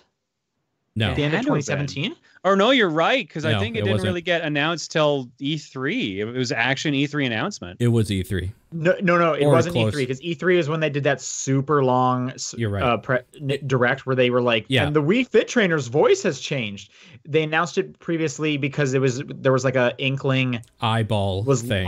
Yeah, so it was before E3. Right, the trailer was like 2 weeks before E3, and then E3 was the actual here's a lot of shit about the game. All right, so I was wrong. It was announced. And John and I both said yes, it would be. Wait, wow. I doubt any of us would have predicted coming out that year, though. You know what I mean? that was a strong surprise. Yep. Then I'm guessing the way this went is you probably said, what about Crackdown 3? You think Crackdown 3 is gonna be coming out? And then Sean, you said it comes out in the 3rd or 4th quarter, as did John. And I actually agreed. Yeah, this is 4th quarter. We're all 4th quarter is still March, so if it comes out in February, it actually comes out 4th quarter. Oh, really? Okay, I guess. I don't know if we really had that in mind. but okay. So we all said the same thing. So on that one. So I guess we're either wrong or yet to be determined, whichever way you want to look at it. Knowing myself, I was probably thinking like the literal fourth quarter of the year, not the fiscal quarter. I probably would have been too. I probably would have thought fiscal, honestly, because like that's usually when like that's the last chance a game has to come out for a year, basically. Sure. Yeah. No, for sure. Yeah. Good point. Okay. Sean predicted he's not going to open his 3DS at all in 2018. I don't think I did. Okay. I'm trying to let me open it to see like what's currently in there, and that'll remind me if I played it or not. I mean, it's not 2018, so you can open it now. It's fine. Yeah, give me a sec. I'm gonna mute myself so you're not hearing all this rustling. Okay. So John and I didn't really make that deal, but what we said was, is there going to be a new 3DS game? John said yes, and I said yes, and we were both right. Again, 3DS game came out today. Yeah. So that was and it was a port. That's an easy one. Like, we're still on kind of easy-ish ones, so yeah. I'm interested Someone to see. in chat said, check my activity log. I need to remember how that even works. I'm sure they could what's in your 3DS right now? Oh, right. What's in it? Fire Emblem Echoes. Okay. Which I don't think I've played since that was 2017. Summer. Yeah. How do you check the activity log? Is it in settings? It's literally an option on your dashboard. Oh crap. Okay, I'm gonna try and find this. Hang on. Keep going. Okay. Then Sean, you said Nintendo will bring back the NES and SNES Classic, but they're still not going to give enough units to stores to sell. So I'll say half right. They had enough half right. Yeah, they definitely had enough units. And I'm just making sure we didn't weigh in on that. That was a you thing. But then we talked about, do we think a Game Boy Classic would be announced? And Sean, you said yes. John, you said no. I said no as well. Darn. Yeah. I forgot this thing has I found it. I forgot this thing has Netflix. Who would watch Netflix on this? Yeah. I mean, if you're desperate. I guess some phones are that small, so okay. Okay, this says still no good first party color for DS4. That's incorrect. So DualShock 4, because I was upset that there's no cool colors. Oh, there's orange now, though. They came out with cool colors because I got that Goku one that's orange and blue, and they have that light blue and like the purpley kind of one. So they got two really cool colors. I don't think John and I weighed in on that at all. Probably not, because we probably rolled our eyes at that one, honestly. Oh crap! I think this is the first time I've opened the activity log, so I have to go through all these. Like, here's the titles that we added, and it's like every game I've played. Okay, here we go. All right. Last played. Oh no, that's for the AR games. How do you find just overall? There's no overall. Maybe daily records. Hang on. Yeah. Wait, here we. Okay, I'm just gonna keep going. This is a John specific one. He said Devil May Cry 5 will finally get announced. Hey. Yep, that was right. And yeah, I'm just making sure. Okay, yeah. We're split between 2 pages worth of predictions, so yep, that was a you only.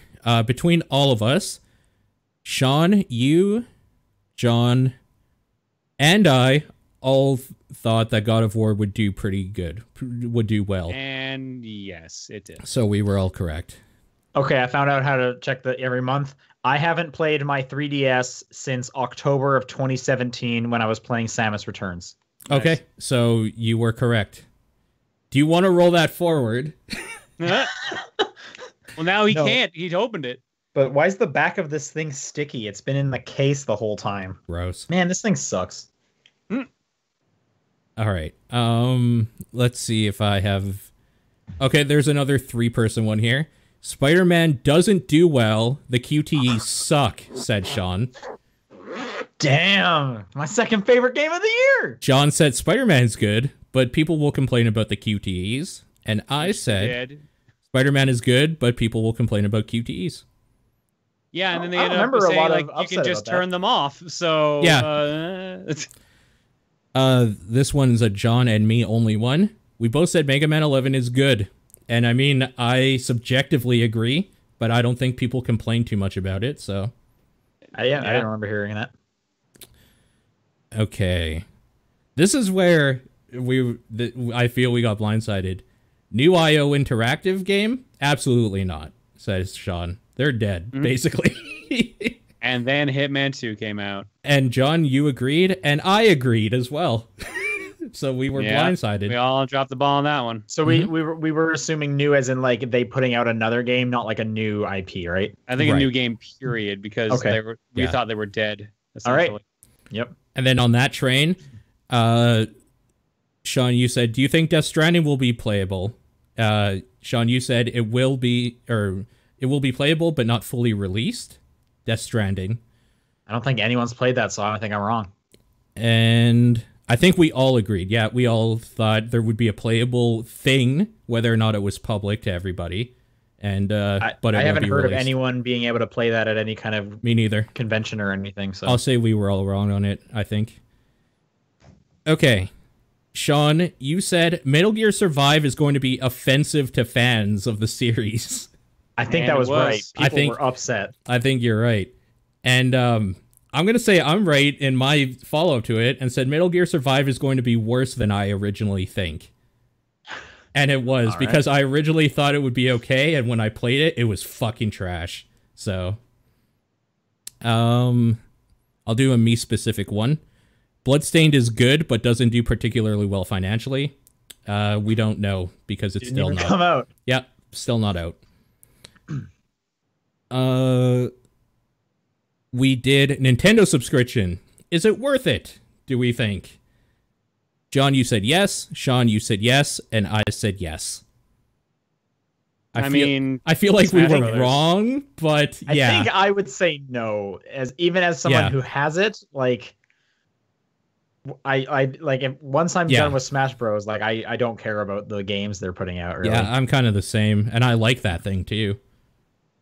I just wish there was more on it, frankly. Just give me more. I don't know. John, what do you think? Worth it?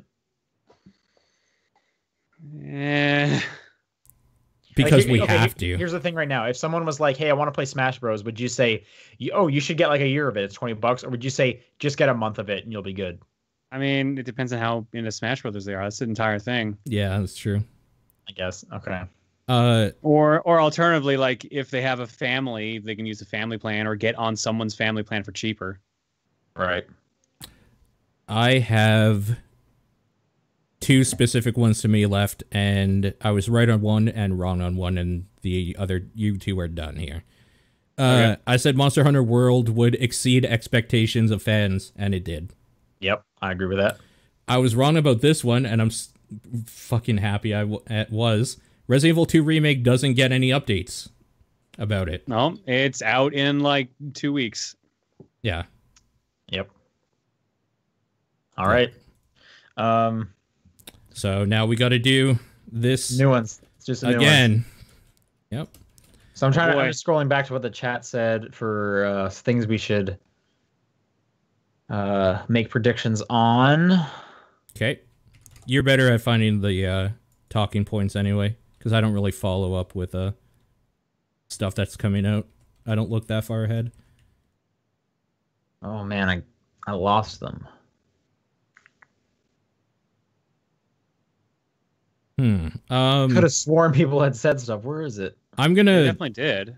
I'm gonna go ahead and roll forward this Nintendo subscription thing. Do you think they will make it worth it this year?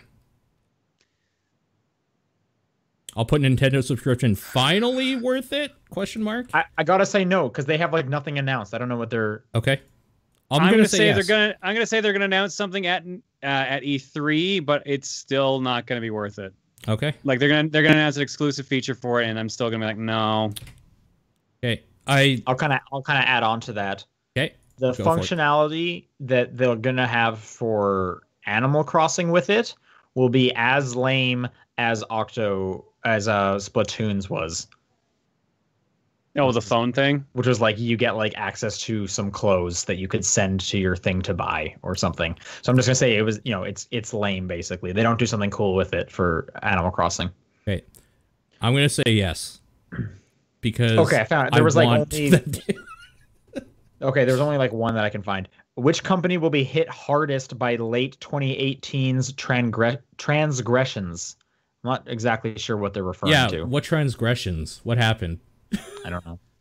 I mean, that could mean the Fortnite thing with Sony. Okay. Well, no, they said they're gonna do crossplay. Like they caved, right? Eventually, it took them a while. Yeah, Stuff like Fallout, Blizzard, etc. Okay, companies kind of just fucking up by their fans. I see. Okay, people are submitting some more now. Okay. Do you think Metroid Prime 4 will be playable at some point this year? Metroid Yes. Prime 4 question mark? Or playable? Playable. I think it'll be playable. Adding on, do you think it comes out this year? Out. Not out this year, but Trilogy will be. A port of Trilogy. You think a port of Trilogy is going to come out? Okay. Yeah. I'm going to say I could see 4 coming out this holiday. Yes. Holiday. I think it might just miss and come out like in January or something. So your prediction is Metroid Prime 4 gets an early 2019 release date? Yeah. Okay. What do you think, Paul, on any of those? At best, it gets that. At best. I'm just going to say yes. To which one? It comes out this year. It comes out this year in 2018? Yeah. Okay. Do you think another Nintendo console gets added to the online service? That's what I think the E3 announcement's going to be for the SNES for the online. I think they're going to let's start. Let's also SNES. do one further. Which console or which SNES. handheld? SNES or Game Boy.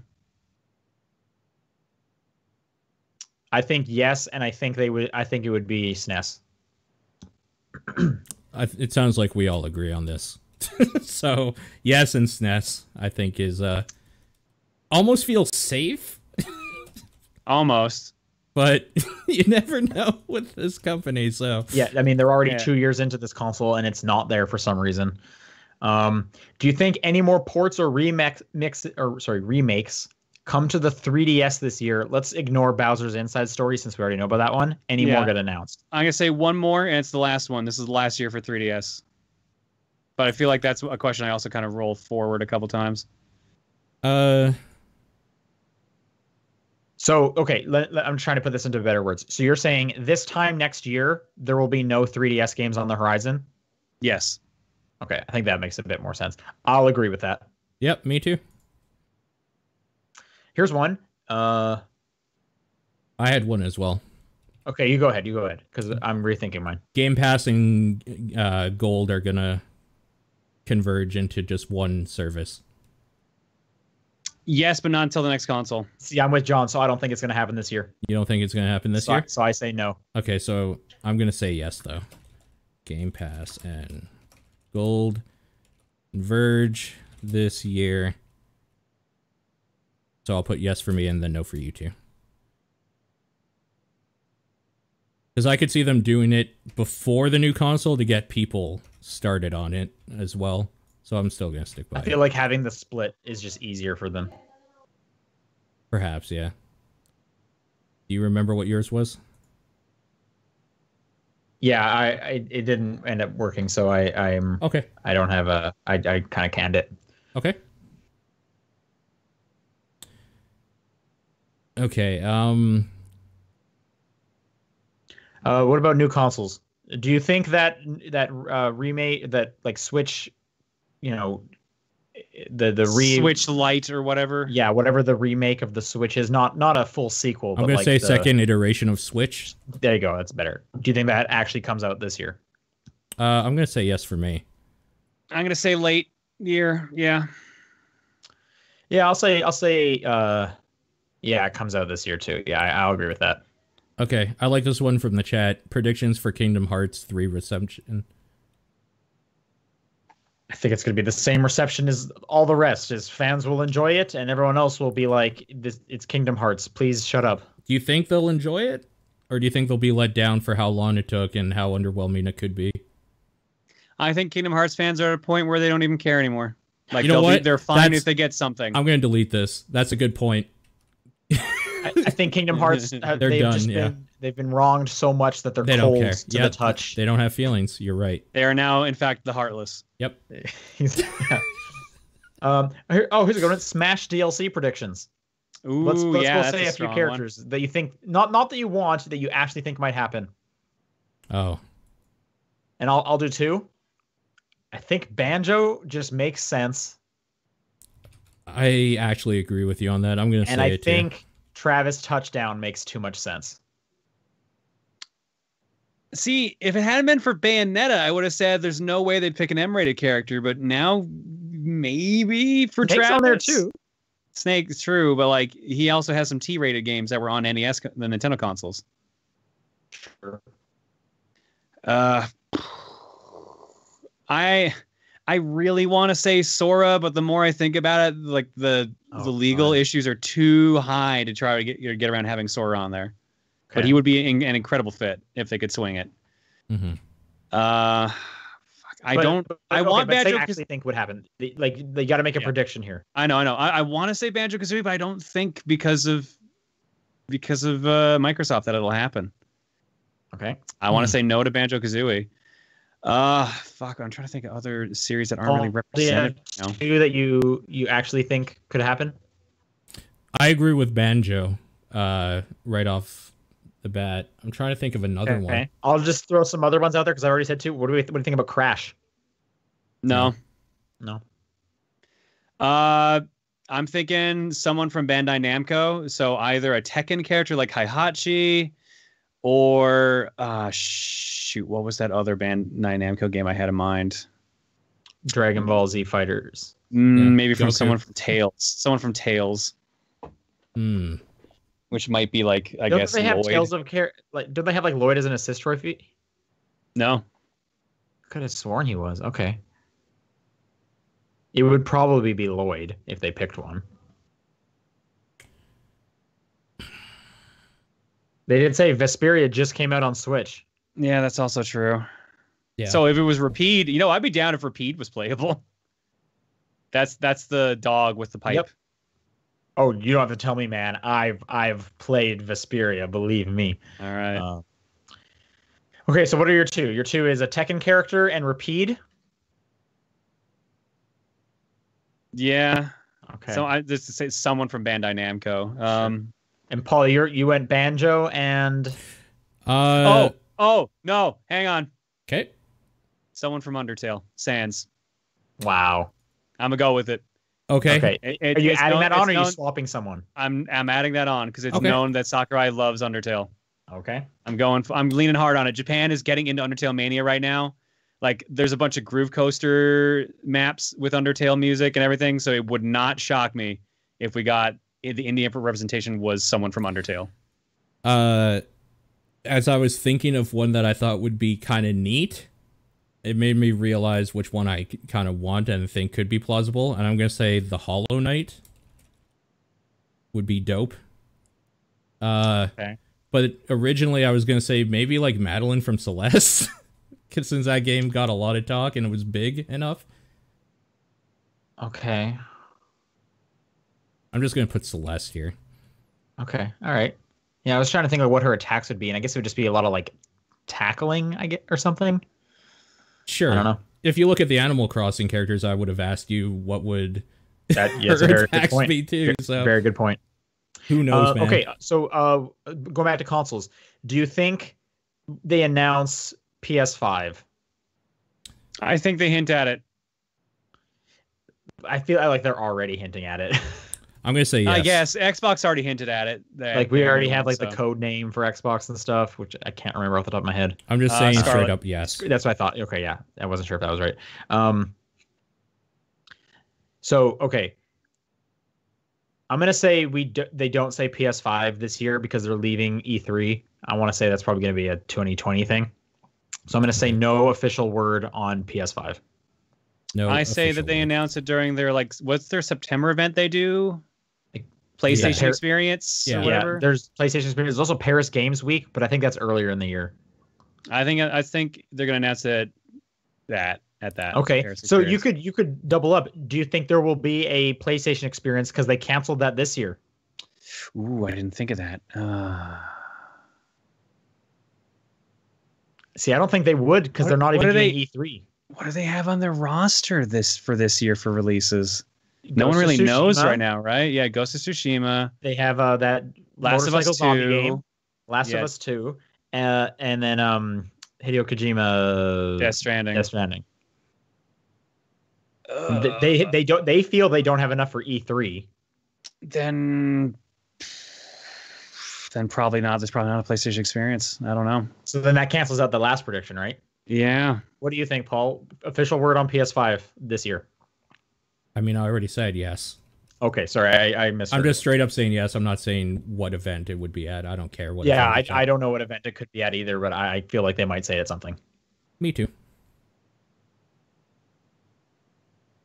You could just say yes with us, John, and then not pick an event. That's fair. I'll just say yes then. Okay. I think let's get more specific with the Xbox one because they've already hinted at the next one, but they've also we've also heard some like pretty solid rumors about these like discless consoles or slim versions. Okay. Which one of them actually like do we get official word on maybe come out? Do you think we actually hear from like Phil Spencer about a discless Xbox in 2019? Sure. I think so too.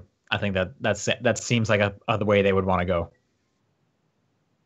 Yep. And then I tend to agree. Do you think we hear official word on Scarlet? Official word, no, because of the discless Xbox. Okay, that's a good point. Yeah, I think this will be the last year for Xbox One officially, and then like it'll be that half year that most consoles get in 2020. I think 2020 for Scarlet. Just to be you're saying for official word on Scarlet? Release. I'm gonna say 2020 for release on Scarlet. I think everything is coming out 2020. Yeah, I guess. Me too. But in terms of the word, I think we hear official word on it this year because remember they mentioned Scorpio pretty far in advance. That's true. Yeah, you know what? I'll agree with you on that then. Okay. And what'd you say, Paul? Yes. To the Scarlet. discless and hearing it this year? Yep. Okay. Why don't we come up with just a couple more and then call it? Okay. Maybe some game-specific ones that aren't Nintendo games. Let's talk Death Stranding because it's been forever. If it doesn't come out this year, it's a PS4 launch title. PS5, you mean? Sorry, you're right. Yeah, if it doesn't come out this year, it's a PS5 launch title. Okay.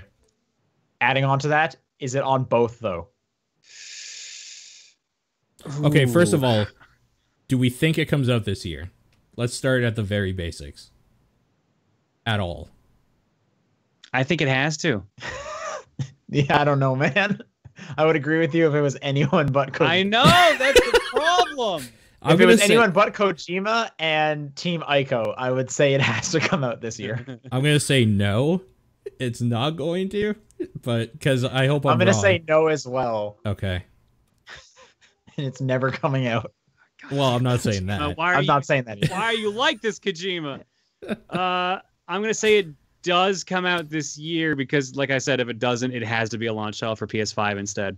So I'm going to put for you Death Stranding, yes, or PS5 title at worst.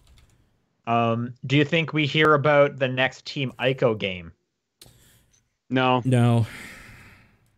They got to be doing something. I think they have to take a break after the weird reception of The Last Guardian, the weird development cycle of it. They did the Shadow of Colossus remaster. Was that them? I thought that was a different studio.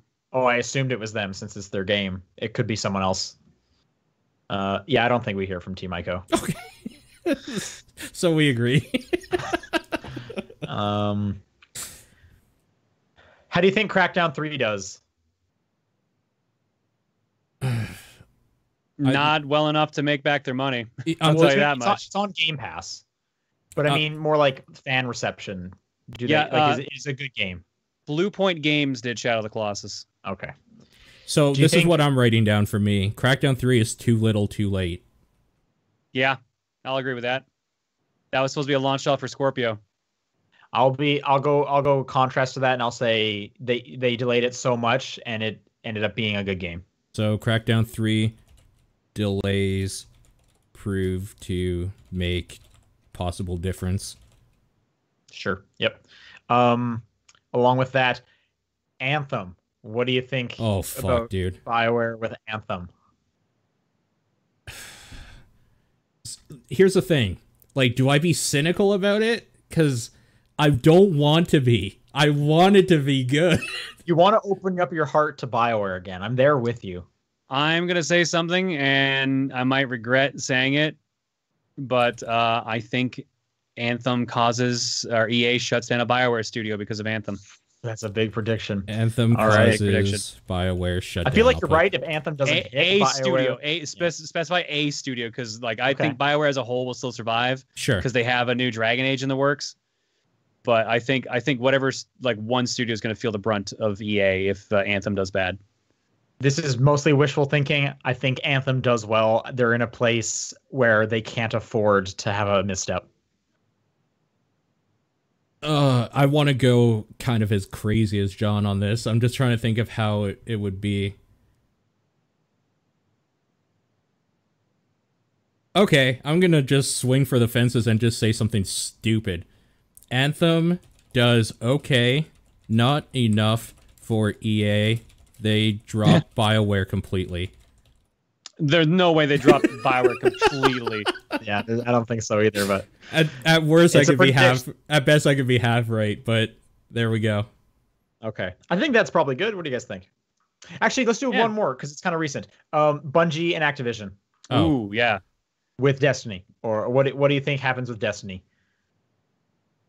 Do you think, here's a good one. Do you think this time next year, are we still talking about Destiny and looking forward to what's next? Or, fans, the community in general. How long has Destiny 2 been out? Was that a last year game? It was a last year game, and then this year they released 3 chunks of DLC, which they did the same thing with Destiny 1. They did a year of that, then they kind of did a bunch of DLC that like revamped everything with the Taken King. So they did the same trajectory this time. Well, there's no way they're going indie and doing Destiny 3. That seems like a death sentence for them. Well, not even Destiny 2 specifically. Just do you think that this time next year, is Destiny still like, man, they did some cool stuff, and like, yeah, I'm looking forward to what they have announced, whether it's Destiny 3 or do you think it's like, so man, that really sucked, and it was awful that they closed their doors in the summertime. So do we think Bungie's going to be around by next year is the question you're asking, basically. I'm going to say yes. Okay, I think that's a good place to start, if nothing else. Yeah. Okay. Do you think Destiny's still around though? Yes. In like a either as an extended DLC plan, or they hint Destiny 3. Okay, so I guess I would take that as like we're still positively looking forward to the next stuff to come. Yeah. Okay. They wouldn't have gone through all this hassle if they didn't. It's hard. Yeah, it's hard to know. It's because it's so soon. But I agree with you. And like I said on yesterday's podcast, they must have a plan, or they wouldn't have done it. So I'll say, yeah, this time next year, Bungie's doing fine. Okay. Diablo. I think that's good. Mobile go ahead. Comes out is actually okay, but everyone still hates Blizzard. I'll agree with that. I feel like that's a safe bet. That's a safe one. You can copy and paste that one for me again, and you can switch out the keywords for Elder Scrolls Blades comes out and is okay, but everyone still hates Bethesda. Yes. Same with Elder Scrolls Blades. I'm going to copy and paste that for me as well. Okay, here's the last one. Predictions on the Sonic movie. Oh my God. Bad. It's bad. Yeah. It's Sonic. bad, but do we still like Ben Schwartz? And I'm going to say yes. Yeah. Man just wants a paycheck, that's all.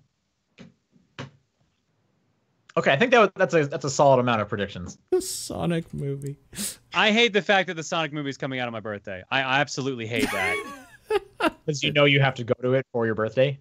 Pretty much. More than usually I'm not home for my birthday. I'm on a TRG trip, so more than likely that's what's going to happen. Hey, they have movies down here too. Well, that's what I mean. I'm going to be forced to go watch it because everyone's like, "Oh, it's your birthday, John. Let's go watch the Sonic movie." It's like, "Oh God." Yeah, I mean, you'll never have another opportunity to go see Sonic's first movie on your birthday, so I'm beginning to learn my birthday is just cursed. All right. Okay, I think that does it. This has been a long podcast as usual. Thank you to everyone who has listened through it, and thanks everyone for sticking with us for another year here. 19. Woo! Yay! Looking forward to video games. So yeah, so we'll be back next week because we apparently all we do is podcast. That's our lives now. We're just I mean, we've been at this for 2.5 hours right now. So yep, plus 2.5 from yesterday. That's a lot of podcasting. So yeah. All right. We'll talk to you all. Goodbye, everybody. Bye. See you. Thank you. I want to go to bed.